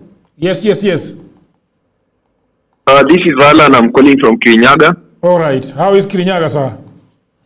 Kirinyaga is very fine. Is that close to Laikipia? No, it's not close to Laikipia. It's a bit far. Oh, I wanted to know whether it is close so that I can ask you, what do you feel about the fact that an Ebola camp is going to be set up around Kirinyaga area? So, Jagero, I want to give a different opinion from what I've heard from many people. Okay. I went into my phone and tried to research on how many cases of Ebola have been reported so far. Okay. And I got that only one American national have been infected with the Ebola case so far in Africa. Okay. So why do we need only American national facility? So it is just a preparedness something. So it means that even if that facility set up in Laikipia, maybe even it will not receive patients. Okay. So you think that we should actually, you think we should have it because it is going to help us? You know, I can speak in Kiswahili. Unajua, hapa Kenya, all right, we are controlled by America. That is a fact. Okay. So, kama President Ruto is already facing a domestic problem. The politics of our country. He won't want to offend the American president. Okay. Because the way American system works is, if today Ruto is to refuse the quarantine facility to be set up in Laikipia, okay, Trump will actually have, there will be consequences and repercussions against that. What consequences? The consequences are many. Maybe like what? Like what? Maybe Trump will sponsor opposition in Kenya. You see, this is very simplistic thinking. How can America build a multi-million-dollar facility for one patient? Remember the Americans went to war. No. If they only have one infected person, why is the alarm? Yeah. Why is the alarm is that? So are we supposed to just kneel and say, no, you are Americans, you will sponsor opposition? Do we need to be sponsored to know Shah is not working? Not really. What I'm saying is that, I'm an historian. Okay. And I've seen how America has been dealing with countries or presidents that have once collaborated and shown signs of not collaborating with that country. So I'm trying to fit in the shoes of President Ruto. I think all I can tell you, my good friend, is there was a time Obama came here and he had an agenda. Yes. And he found himself with Uhuru Kenyatta. And the agenda was about those people who've taken a very big fraction of our... Yes. And what did Uhuru tell him to his face? We are not going to do it as a country. Museveni also said we are not going to do it as a country. What did they want? They wanted the alphabet group to be recognized. Tukiweka kwa YouTube inaletanga shida. Watu wanaume wanapenda wanaume na wakina mama wanapenda. Oh, alphabet. I was lost for a minute. Jaribu kuweka hiyo kwa YouTube uone wakiitoa juu hawapendi kiekwa. So all I'm trying to say is they tried, but what did Uhuru tell them? Firmly and decisively. I remember Ruto saying something interesting about our culture and so on and so forth. Thank you very much, sir. It was very nice talking to you. Na sasa wewe utawacha kuchukua calls when we are in the middle of our thought process. But this guy is the one who once insisted I have to take the calls. In the middle of a thought process, no. You see how we grow. But he's the one who is the one who is insisting, which is okay. Let's agree. I think that this gentleman really loves Kenyans talking. Who told you? You have been parroting here the whole time. Who told you I don't? Jagger, I wanted just to say something very quickly. Yeah, there is a guy on the call. I don't know. Just pick it. Hello? Hello? Yes, how are you doing? What's your name and where are you calling us from? Yeah, my name is Karen. I'm calling from the U.S. Probably one of the things I wanted to know is the debt payment. That one, I like Fanya Mambo's approach, going after the people who stole the money, but not refusing to pay. Hello? Yes. Can you still hear me? Yes, we can. Yes, we can hear you. Okay, there's a lag from my side. Okay. So the other thing I wanted to note was I think I should keep dropping. There's a lag from my side, sorry. Okay. Yeah, okay. I think we are now in sync. Okay. There's a lag. You can. What you can do is that you can mute the device you are hearing us from, because you are hearing yourself from your device.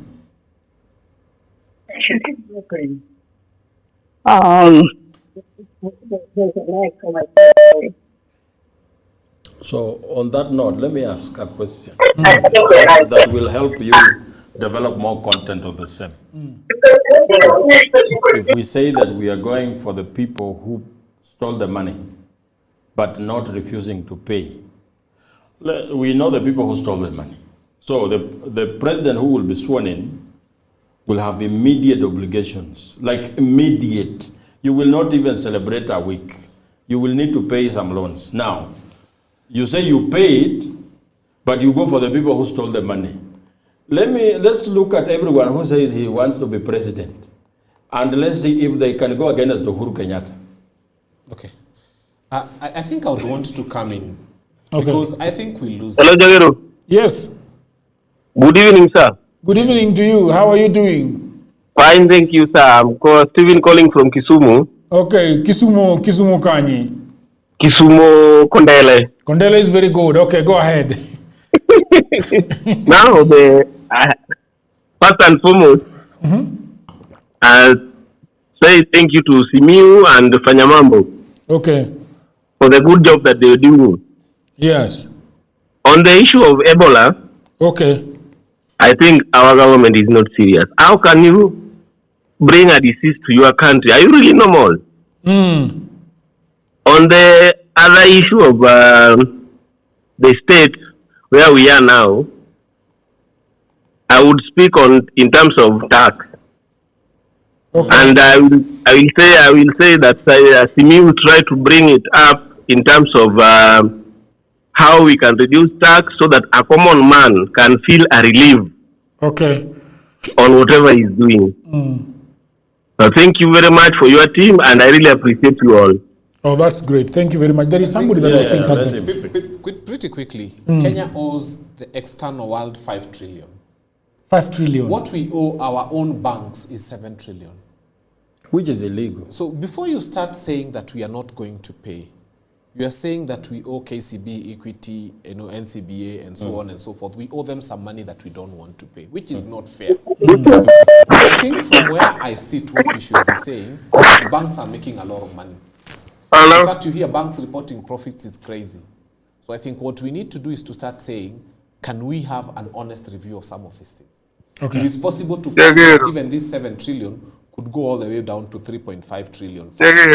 Yes, I can hear you. How are you doing? Yes, we can hear you. He can mute some calls before. Okay, we can't hear. Yes, go ahead. So you get me? So by just having a review and conversation with our local banks, it is possible to actually probably take this 7 trillion to 4. And then we also have a conversation, because I usually say, if you have a fight with someone who owes you money, the biggest solution to that problem is that person who owes you, who you owe money. And I can tell you, Kenya has paid most of its debt more than twice over. So this other 5 trillion that we owe the world, if we have a conversation with them, it's possible to reduce it maybe to 2.5 trillion. Why are we negotiating? So there's a reason first. Usually first reduce the weight on your shoulder. No. You start Why are we fight. negotiating illegal loans? No, you see, as I have told you, there are many ways to win a fight. And one of them is to come out fighting. And the other one is to sit down with someone and tell them, look here, I know this is not right. Let's have a conversation about it. They should be the ones coming, not us going to them. No. Simiu, I allowed you. Secondly, Hello. it was very quickly on the issue of Ebola. I'm very fine. Yes. Let's hear this caller, and then we can go. We can go ahead and listen to Mr. Fanyamambo. Hello, what's your name and where are you calling us from? My name is John. I'm calling from Juja. Okay.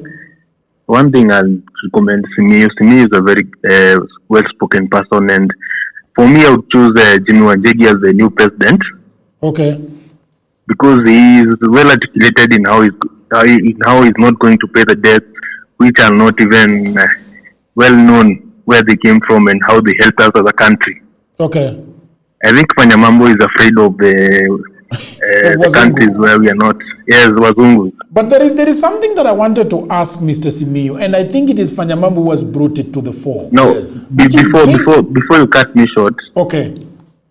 I would vote for Fanyamambo, but not Rigathi Gachagua. Because I'm also afraid of what Rigathi Gachagua can become when he becomes a president. Okay. I don't feel and believe that he is capable of leading this country to the right direction. Okay, great. I wanted to ask you a question. Yes. And it is Fanyamambo that has made me think about this question. By the way, I never knew, Mr. Simiyu, that we also owe the people and the businesses in this country 7 trillion. The question is, how are you going to refuse to pay Equity Bank their money? The question... You see... Yes.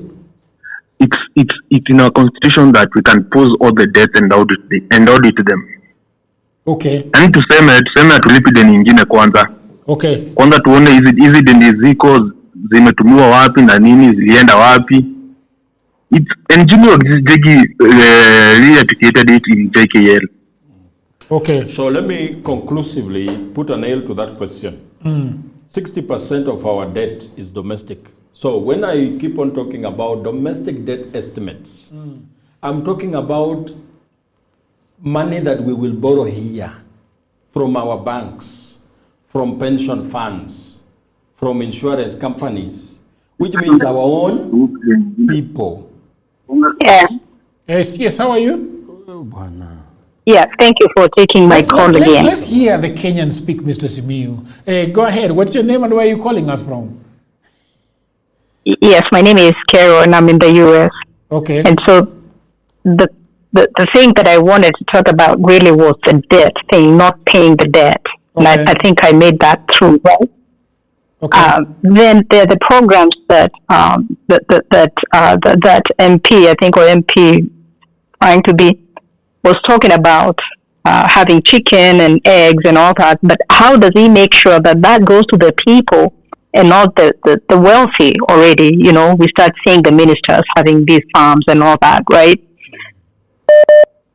Okay, thank you very Hello, much. can you still hear me? Yes, we can hear you. We've had your question. I think Mr. Fanyamambo will deal with that. But there is something that you're finishing, Mr. And you're pretty... I'm saying... Yeah, I'll let you finish. When I say there are missing estimates of domestic debt in the budget tabled in Parliament, I'm saying that the money that we shall borrow in the next financial year from our own business people is missing in our budget.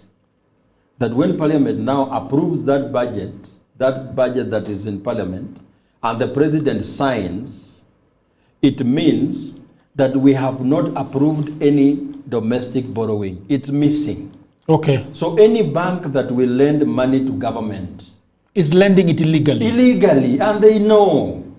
They know that they have been lending money illegally, and they keep doing it because they think they can threaten the people who will get into government to not pay. No. If you keep on lending to government debt that is not approved by Parliament, why do you want us to pay? We are not going to pay because it's illegal. So if there will be any negotiation, it's not the government to go to them, it's them to come. Okay. And negotiate. Them, not us. Because they are now negotiating. We don't care, you see. It is 7 trillion, right? Are you going to also say, okay, you also come, we are throwing you in prison. How did you do this against our laws? That is for Kenyans to decide. Ours is saying, look, this is the law. But you did not follow this law in lending your money. which means that you, as the owner of equity, okay, you lent money to government without doing due diligence. You didn't know how the law governs lending to government, because that's not an individual. It's about the taxes of the people in the future. What does public finance say about it? What does our law say? Is that it has to be approved by parliament, and you deposit the money to the consolidated fund. If you've not done that, how do you say we are refusing to pay? It's your own ineptitude. What do you think about that, Mr. Fanyamambo? And I think it makes a lot of sense. Now, what do you think about that, really? No, I think there's something I wanted us to have a conversation about. And this is where I usually disagree with the leader of Safina Party. Okay. Kenya's percentage of debt to GDP is 68%. Yes, correct. The UK's percentage of debt to GDP is 94.5%. Yes. Germany has about 63%. Copy that. Japan has 230% debt to GDP. Very nice. And the US has 122% debt to GDP. Now, Somalia, on the other hand, has 8.6%. Okay? Burundi here has 4.2%. Zimbabwe has 4.3%. South Africa has 77.9%. I think you are getting the trajectory. The poorer the nation, the less indebted they are. And the richer the nation, to a great extent, the more indebted they are. And by the way, let me take you even deeper for you to understand this. I want you to look in your phone for the most indebted companies in the world. They're actually the richest. And the least indebted companies in the world. Ni utu kampuni tumefungua hapa the other day, tuko na 2 partners, na tuko na 15 shillings tulifungua hapa Equity Bank, na hatujapata tenda na There is a direct relationship between how we borrow and how rich we become.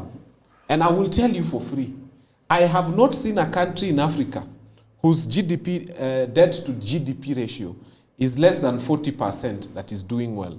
In fact, the wealthiest nations in the world owe the most to others.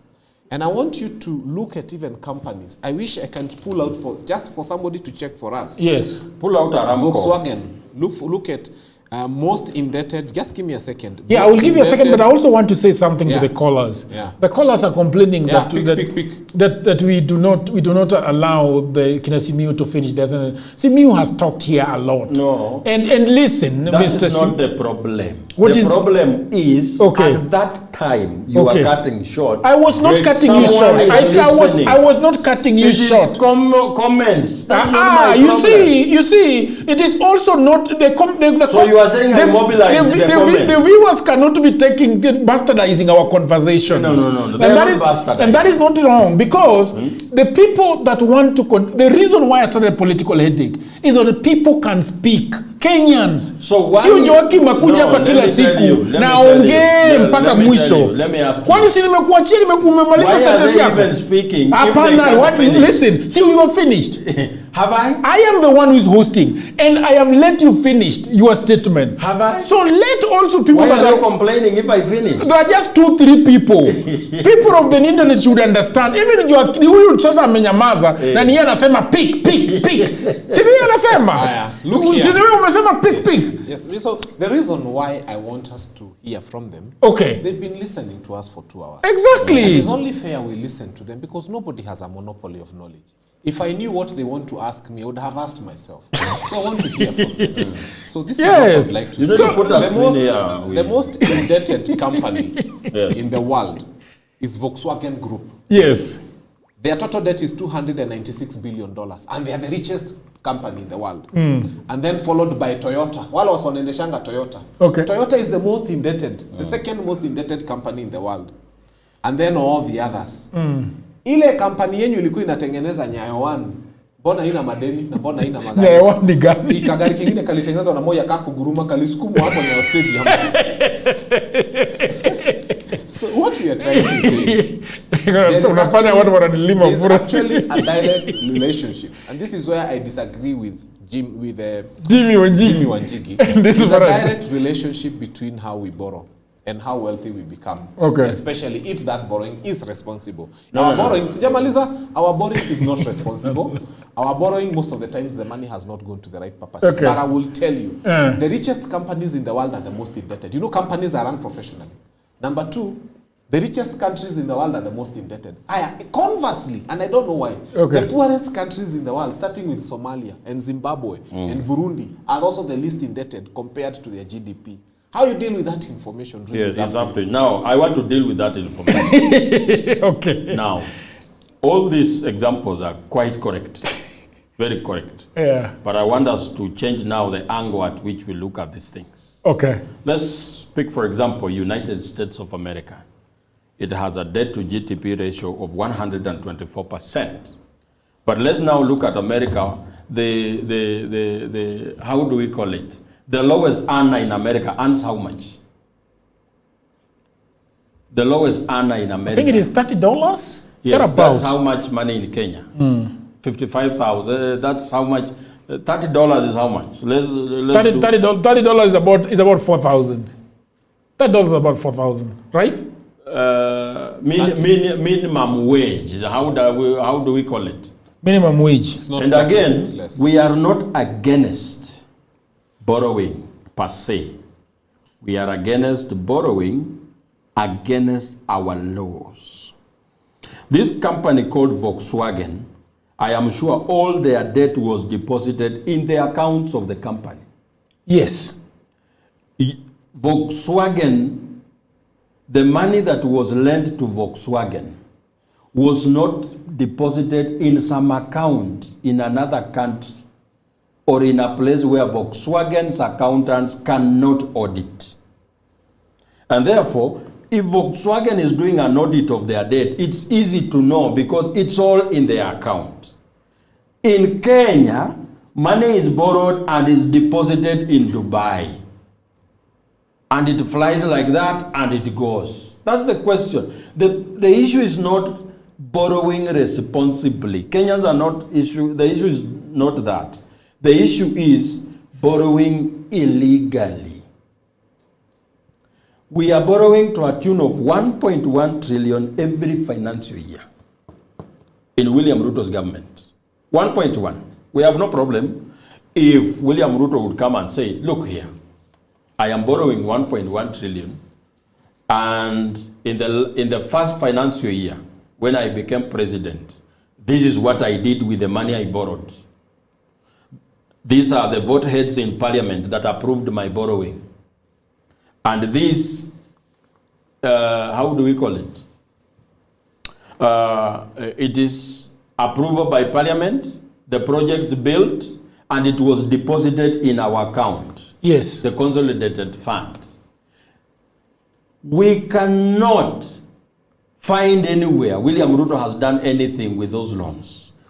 Imagine, despite us borrowing 1.1 trillion per year, we have again to go to pension fund to get 45% of funding the Maori Road, which means that 1.1 trillion borrowed is not enough to do our development, which means that even after borrowing, we are not developing. And our laws say that, don't borrow if you are not doing development. So now, let's assume we go with the formula proposed by Fanyamambo. He gets in parliament, let's say Gachagua now is sworn in. Gachagua is sworn in. You see, when you are sworn in, you now stop saying things are not doing bad. You now become the person we ask, why are they doing bad? So Gachagua is sworn in, let's say somewhere October, September. So he gets to sit in the chair as President of the Republic of Kenya. He's briefed about the security of the country, that we have dealt with Ebola. But then again, our few friends from Treasury come and tell him, Mr. President, this is September, right? Yes. Before the end of December, we need 300 billion to pay debt. Because the philosophy is, let's pay first, then we negotiate, right? So Gachagua will have to pay 300 billion. In those 2 months that he's been given, he needs 160 billion to pay salaries. In those 2 months, Gachagua needs around 150 billion for operations and maintenance. And in those 2 months, the government can only collect 200 billion. So what quagmire does Gachagua have? Gachagua has only 200 billion in government. He needs 160, so he remains with what? 40 billion. He needs 150, so he's down with 110 billion. Plus the 300 he needs to pay debt. So in 2 months, Gachagua needs how much? 411 billion. And we have said, let's pay debt first. So which means that even all the money we have produced has to go and pay debt. So what option does Gachagua have? To come back to us for more tax. Because government only gets money from 2 sources: taxation and borrowing. If he does not come back to us for more tax, he will go and borrow somewhere, which again comes back to us for more tax, because you only pay debt by tax. So let me ask, with that philosophy, how different will we be in December 2027 from how we are today? Okay. Very simple answer. Number one, this 300 billion you're saying goes to debt. 60% of that money is borrowed here. 40% is borrowed outside. So 60% of that money goes back to this economy. All we need to do is to tell banks, start lending it to Kenyans. There's a lot of ways we can go around this. You mentioned Remember, 60% of our loans I have forgotten. Yeah, 60% of what we owe, this 300 billion, 60% of it we can renegotiate locally. Unaita Equity, unaita KCB, unaita wale wengine unawakalisha chini, unaambia we have a problem here. Okay. Kenyans are restructuring loans. Sisi sasa tutakuwa tunalipa 50 bob per day, tutakuwa tunalipa 25 ama 30 shillings per day. That can be done locally. So 60% of our problem is local. It can be resolved from here. We'll deal with the 40% in another way. Secondly, operations and maintenance. There's a time Simba Arati. I don't agree with many things he does, but I agree with one thing he did. Okay. Alipeleka watu kwa kiwanja Kisii Stadium, akasema kila driver simame karibu na ile gari anaendesha. He discovered that there are vehicles that had 8 drivers, 7 drivers, 6 drivers, 5 drivers. What am I trying to say? This wage bill that we have been talking about, there is somebody from government benefiting from us having a huge wage bill. I can tell you, if we start making those drastic measures, immediately we are sworn in. We start saying, wait a minute. Kila mtu, kama unafanya kazi, let's have a head count. Let us have physical knowing of who is who. There are so many people on the dead who are on the register that we are paying. I am telling you, again, it is possible. We don't need this 400 billion he's talking about. By the way, by just rationalizing the employed people in the civil service, by having a conversation with our banks, we begin to reduce this to about 200 billion. Wastage in government is too much. They buy this biro for 200 shillings. We wake up and say, wait a minute. Do we need motor vehicle logbooks? No, they shall be digital. Do we need title deeds? They shall be digital. Do we need printed paper in the government? From now on, you'll be getting emails. If you try applying for the British passport, everything is soft copy. If you try applying for the American passport, everything is soft copy. We say, so the government is moving On paper alone, this government must waste billions of shillings on pens and so on and so forth. So if we start running government from a common sense perspective, it is possible to wake up and find that ordinarily we're spending 400 billion, but maybe we needed only 150 or 160 billion. So solutions are available. Let us not be afraid. Now, we want to go into government with the mental frame of saying that day one. In fact, sasa kura zikimaliza kuhesabu naanza kusema kama we ni ghost worker, anza kupotea because we are coming for you. That's very nice. So all these things can be done. Now, there is something called best lending rates. In finishing, because we need to finish now. Yes. Yes. Best lending rates is an advisory from the Central Bank of Kenya to the Kenyan banks. Okay. At the rates at which they should be giving out their loans. That you must not exceed a certain percent. Let me say, Central Bank gives, and I will do research and talk about it next time. When Central Bank gives a communique to all the banks that all your lending, interest rate on loans should not go beyond 6%. All right? But now, you are the marketing manager of Equity Bank. Who is your biggest customer? Your biggest customer is the Treasury of Kenya. The Treasury of Kenya is borrowing almost daily. when you look at the risk assessment of a government treasury, is lower than an individual Jagero at All Saints Cathedral, right? Yeah. So who do you choose to pay, to lend your money to? You choose to lend your money to the government because it's more safer. You know where to get them. Yeah. You don't need auctioneers. The treasury is there. You know the minister. They have a reputation to protect. So CBK has tried this idea of pushing Kenyan banks not to push their interest rates higher. But the mere fact that the biggest customer of borrowing is government, it pushes interest rates very high. So what do you do as a government is to say that domestic borrowing by government should not be there unless it's very necessary.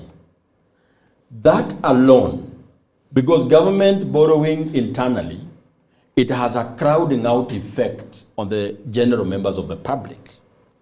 One thing that is driving up the cost of production is access to venture capital. When government borrows internally, it means that you will be competing with the treasury to borrow from CBK, from KCB. So you will get to KCB and interest rate is 16% to government because of its what? Its low risk assessment. But you, because unaweza potea wende Uganda, wanakuwekea 18%. That loan becomes very hard for you to borrow. So you have to go back and find other ways of surviving in business. And that is one of the leading reasons why the private sector is not the driver of our economy, but the government. Okay. So what I am only suggesting. Okay. In finishing, so that we finish. Finishing for the last time, is that you only audit the existing debt and establish what is legal. Because where my friend is escaping is the legality of this loan. The legality of it. Our law, we are not going against anybody. We are not an enemy of anybody. But we have a law to live by. You understand? So we are only saying we have no problem of paying 12 trillion. But is it legal? There is a comment I've seen here. Someone saying that I like talking about is called Anthony Kinyua. That why I like talking about Ruto, but the problems of the country began long time ago. That I should say why they borrowed 7 trillion. For the first, Anthony Kinyua needs to know that that question of what they did with 7 trillion can only be answered by two people. One, Uhuru Muigai Kenyatta, and two, William Ruto. I don't know what they did with 7 trillion.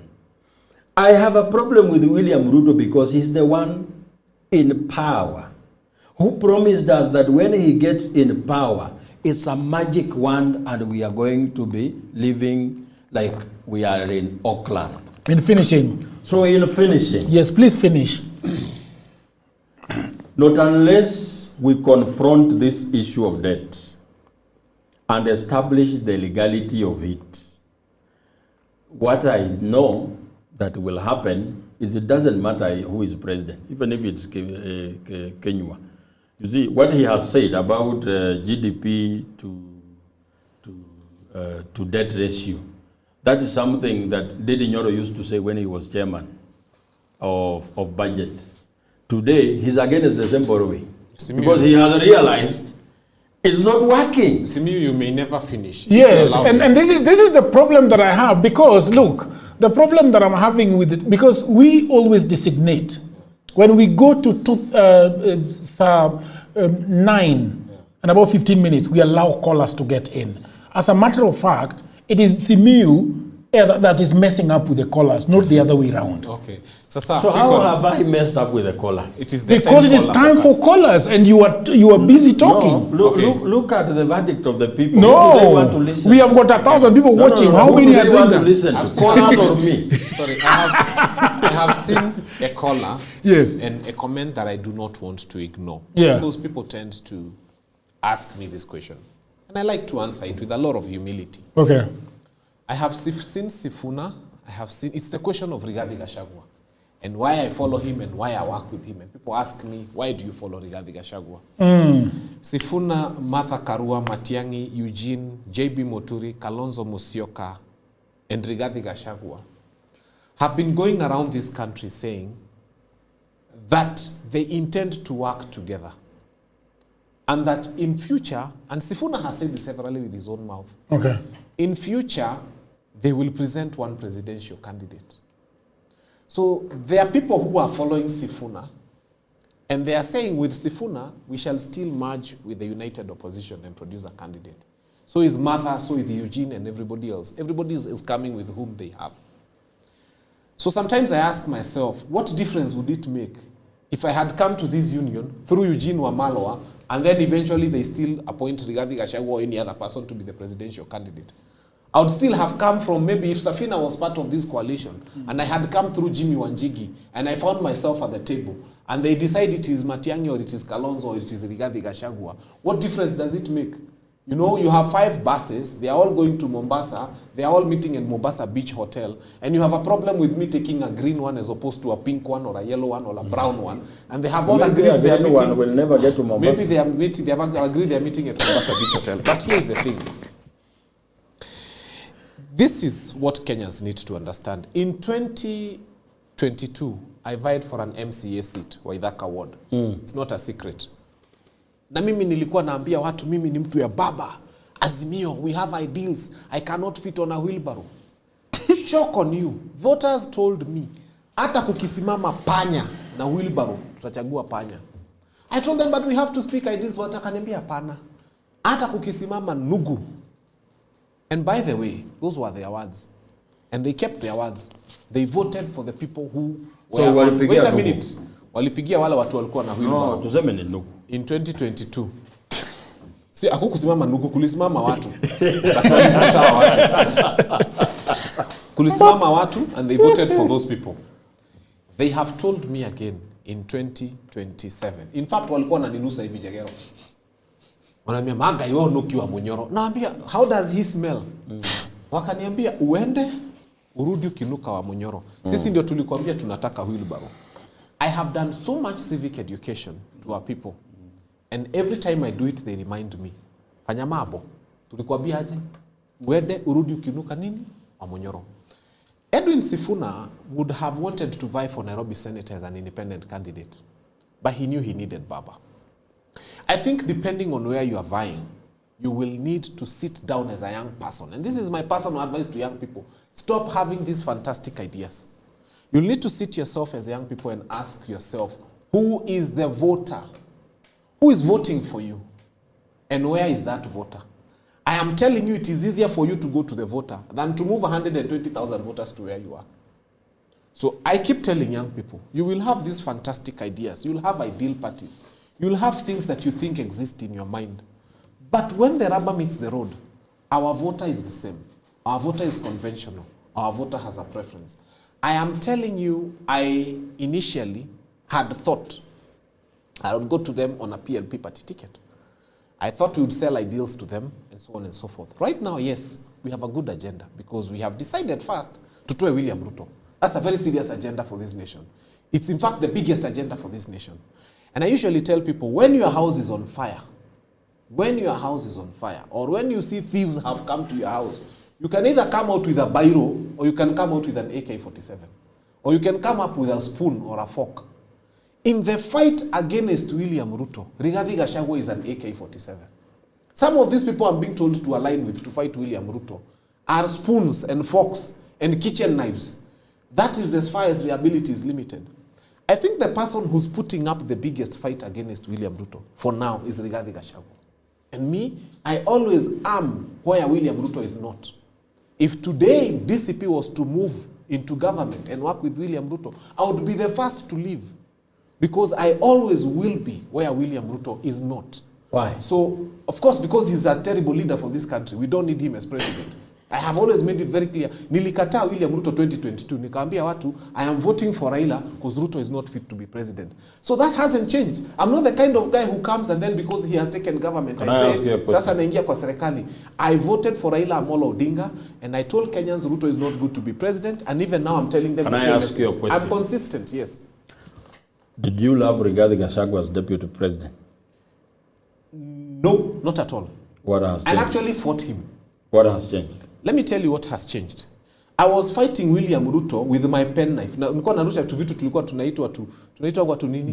Ati da. Then I find a guy who is coming with an intercontinental ballistic missile. Chwa akirushia Ruto unasikia boom, kuna haka moto huko siku 3. I said wait a minute. Sasa mimi nilikuwa narusha 2 darts. There's a guy who's got ballistic missiles. I love the fight in Rigathi Gachagua.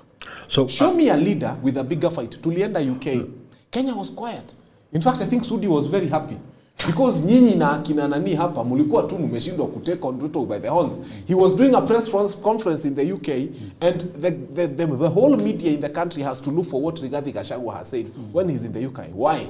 He's a weapon formed against William Ruto.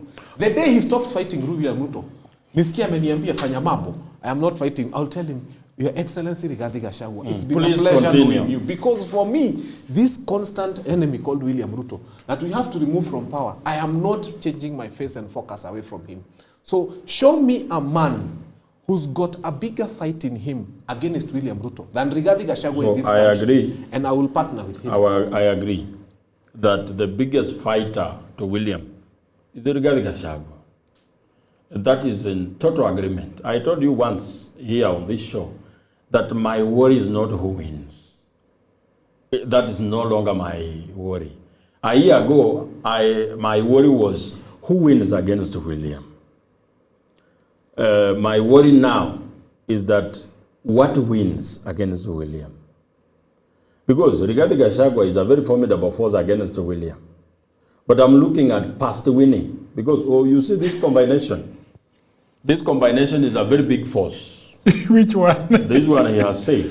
Which one? Martha, Gachagua, Sifuna. You can imagine. Yeah. It's a battalion of expendables. But now, I gave you some small historical snippet that when our brilliant young people went to the last Lancaster conference, their issue was one. Muzungu afanye nini? And when you look at the interview after the Lancaster conference of Tom Mboya, Ronald Ngala, those people who went there, young men with the brilliance that has never been seen, they were categorical that Kenya must get independence and self-rule. They had very good English and I liked them. Now, after winning, which they did, we got independence. Okay. We did not have one thing. What united us before was the existence of the enemy called a Muzungu, right? Yeah. But now we have annihilated the Muzungu. He's no longer in the picture. What unites us past that? After Muzungu went, now, Bildad Kagia realized, no, we are not dealing with the land the way I want. Okay. We have an issue. Kenyatta thought he's doing very well. No, let us get willing buyer, willing seller. Jaramogi was like, let us look east. There was no homogeneity of an agenda post-annihilation of the enemy. Fast forward to today, the only thing that is putting us together is the existence of an enemy called William Samoei. Against Kapenguria 6. Against the expendable. Alright? You want to call them Kapenguria 6. The Kapenguria 6. The Kapenguria 6 disintegrated after winning. Exactly. Now the expendables we have today. You are going to call them expendables. Yeah. Just a moment, I finish. The reason why I call them expendables, okay. I love watching movies. Okay. And there is this movie called Expendables. I know it. It's beautiful. It has the best, all the heroes I loved growing up. Okay. Jean-Claude, Schwarzenegger, yes. Van Damme. Even Jet Li. So it was a combination of the best. But now I'm looking at, we are now at Kasarani. We are swearing in our president because I'm going to support anybody who is against William Ruto, I mean. And in this case, I have a candidate called Jimmy Wanjigi, right? And now we are seated in Kasarani. We are swearing in our president. Now, I cannot come on this podcast and say our healthcare is not working. Now, my role changes immediately. That I have to come on this podcast and tell Kenyans how better are we without William. Our biggest exam is the mess William Ruto has created. William, we are going to do away with him in the morning before Saine ako nyumbani. But he's going to leave a mountain of problems, which we must prescribe a cure today. Today. That look here, Fanyamambo, we are winning against William, but this has to be done. We have to agree today. Okay. When we win, it's not about love. It's about the country now. This is the agenda we won on. It has to be done. If we do not have that agenda, are you going to allow Fanyamambo to answer? The only change we are going to get will be the victory at the ballot. Okay, let Fanyamambo. Listen to the agenda. Okay. Kenyans, woi kama munanisikiza na munitazame niwaombe tu kwa huruma tu kwa kipole. We don't even need a big agenda. Do you know there's something called resisting? If you just resist the temptation to import 500,000 metric tons of rice when rice is rotting in Moya, the Kenyan economy will grow. When you resist the temptation to import 500,000 tons of sugar, say 500,000 metric tons of sugar, when the farmers in Mumias are having their cane rotting in the farms, you will preserve 400,000 jobs of the farmers in the Mumias areas. If you resist from stealing pesa ya wagonjwa, yani mtu ni mgonjwa anaekwa drip, you are stealing from them. If you resist, Kenyans will not do harambes. Their monies will go into the right place. Do you have anyone who can resist? If you resist stealing money from e-citizen, unaona pesa kwa e-citizen inaibua, you resist to steal. You just resist the temptation to steal. Hata utaweka kitu mpya, Kenyan will grow. If you resist stealing pesa ya walimu, if you resist stealing pesa ya Linda Mama. So I'm just saying, before you even come up with an agenda, sisi kama united opposition, tukiingia tukichukua serikali, the only thing we are going to do first is to stay kabla ya vitu zingine, hata kabla ya agenda kubwa. By the way, if you just refuse to import rice, you will save 60 to 70,000 farmers who are now almost going into extinction. If you resist the temptation to bring sugar, 500,000 farmers in Western will do better. So all I'm saying, kabla ya hiyo manbo, you know, hawa watu wameenda an extra mile they've stolen. As we are saying, before we even do anything, we will not steal. We will not steal. That are those people who will not steal in this expendable. Now, look here. Can you finish the podcast? You cannot be a leader who sells hopelessness. No. Our hope is the agenda. I have to be the Fanyamambo who will come and tell Kenyans. Our hope is this. Sasa huyu mulito hapo. Siwezi sema tu kitu nimalize. Na mimi namwacha anaongea 27 minutes. Nikiongea dakika yangu 3:30. No, when I was fighting here with these people about, you callers walienda. Kwa sababu Joaquin does not allow you to speak. So Joaquin, anawashwa na nini? You can't say we are not hopeful Kenyans people. Kenyans, let me tell you. I have never said that because I am in DCP, Rigathi Gachagua must be the president. All we have always said, and he has said it himself. Sijui kwa nini watu wasikiangi na anarudianga mara 2000. Wakisema ni Matiang'i muta support. Wakisema he mentions all of them. He mentions even JB Muturi. That part people conveniently don't want to hear. They just want to come and say that Gachagua should not be president. And then he asks, kwani masikio yenu iko na nini? Na kujanga anasema in every rally, in every market, in every town. He always says, kama ni hawa wenye wako hapa, hata kama ni Martha Karua, are you people going to support? He has offered to support other candidates. So let's not vilify Rigathi Gachagua and make him look like he's a devil who has said he must be president. By the way, he has always made it clear that removing William Ruto from the presidency is a more important agenda than him becoming president.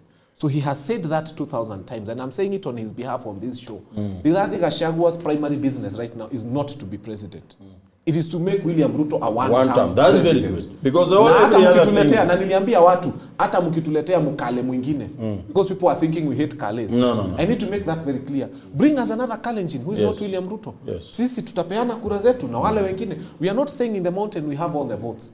All we are saying is we have a significant number of votes. Na tukiongeza na za Waluya na Wakisii na wale watu wengine na Gen Z na kila mtu, we can make William Ruto a one-term president. Let's stop looking at the guy who is fighting William Ruto so hard and then we are fighting him. So you ask yourself, wale watu wanajifanya wako opposition na wataki William Ruto, they are fighting the guy who is fighting William Ruto the hardest. Let us allow him to play his role for now. Ikifika wakati wa kuchagua presidential candidate, mimi nikiambua ni Kalonzo, nitachagua Kalonzo. Nikiambua ni Martha Karua, nitachagua Martha Karua. Right now, I'm vying for MP Dagoretti South. Let us keep the focus on that. All right. I think I should also focus on Senate. You should? You should do what? Maybe focus on Senate. On Senate? Yeah, that is fine. You can be Senate of Nairobi. Thank you very much, people of the internet. It's been an amazing panel. And it's been really amazing. What I love about Joaquim is that unawashwa sana. Joaquim, unawashwa sana. I want to thank Fanya Mambo. Fanya Mambo has been a very, very, very great commentator here and analyst on the things that are cropping up every other day. Thank you so much, Mr. Fanya Mambo. We wish you the best in Dagoretti South. People of the internet, if you're coming from Dagoretti South, please consider Fanya Mambo because he's coming to do great things to you. I hear Mr. Joaquim wants to be the senator of Nairobi. I wish you the best, my good man. You also want to take over the country via Safina Party. We wish you the very best. People of the internet, thank you very much. I want to thank Mr. Bonga for being on the deck, and he has tried very well to fix the sound. And we want to thank you very, very much, Mr. Bonga, for trying to fix the sound. I hope people of the internet was very good today. When this gentleman was talking, Joaquim was talking, nobody complained about sound, and thank you very much. I want to thank Kevin that has been on the camera today. Avashed, our resident researcher, the person that gives us all the videos that we are playing. We can't forget Chiang, who is doing logistics, and everybody else. But the star of the show are these people, even though sometimes they up on the right unaweza kuwa inawaka moto. Sana Jagero, shut up! Jagero, shut up! Thank you very much, people of the internet. You gather around the fireplace to listen to us, to converse with us. Thank you very much. Please, if you're not subscribed, please consider subscribing. Hit on that notification bell so that when we have another episode with Fanya Mambo and Mr. Joaquim, you'll be the first person to be notified. Until another episode, bye for now. Thank you. Wanakuita FM.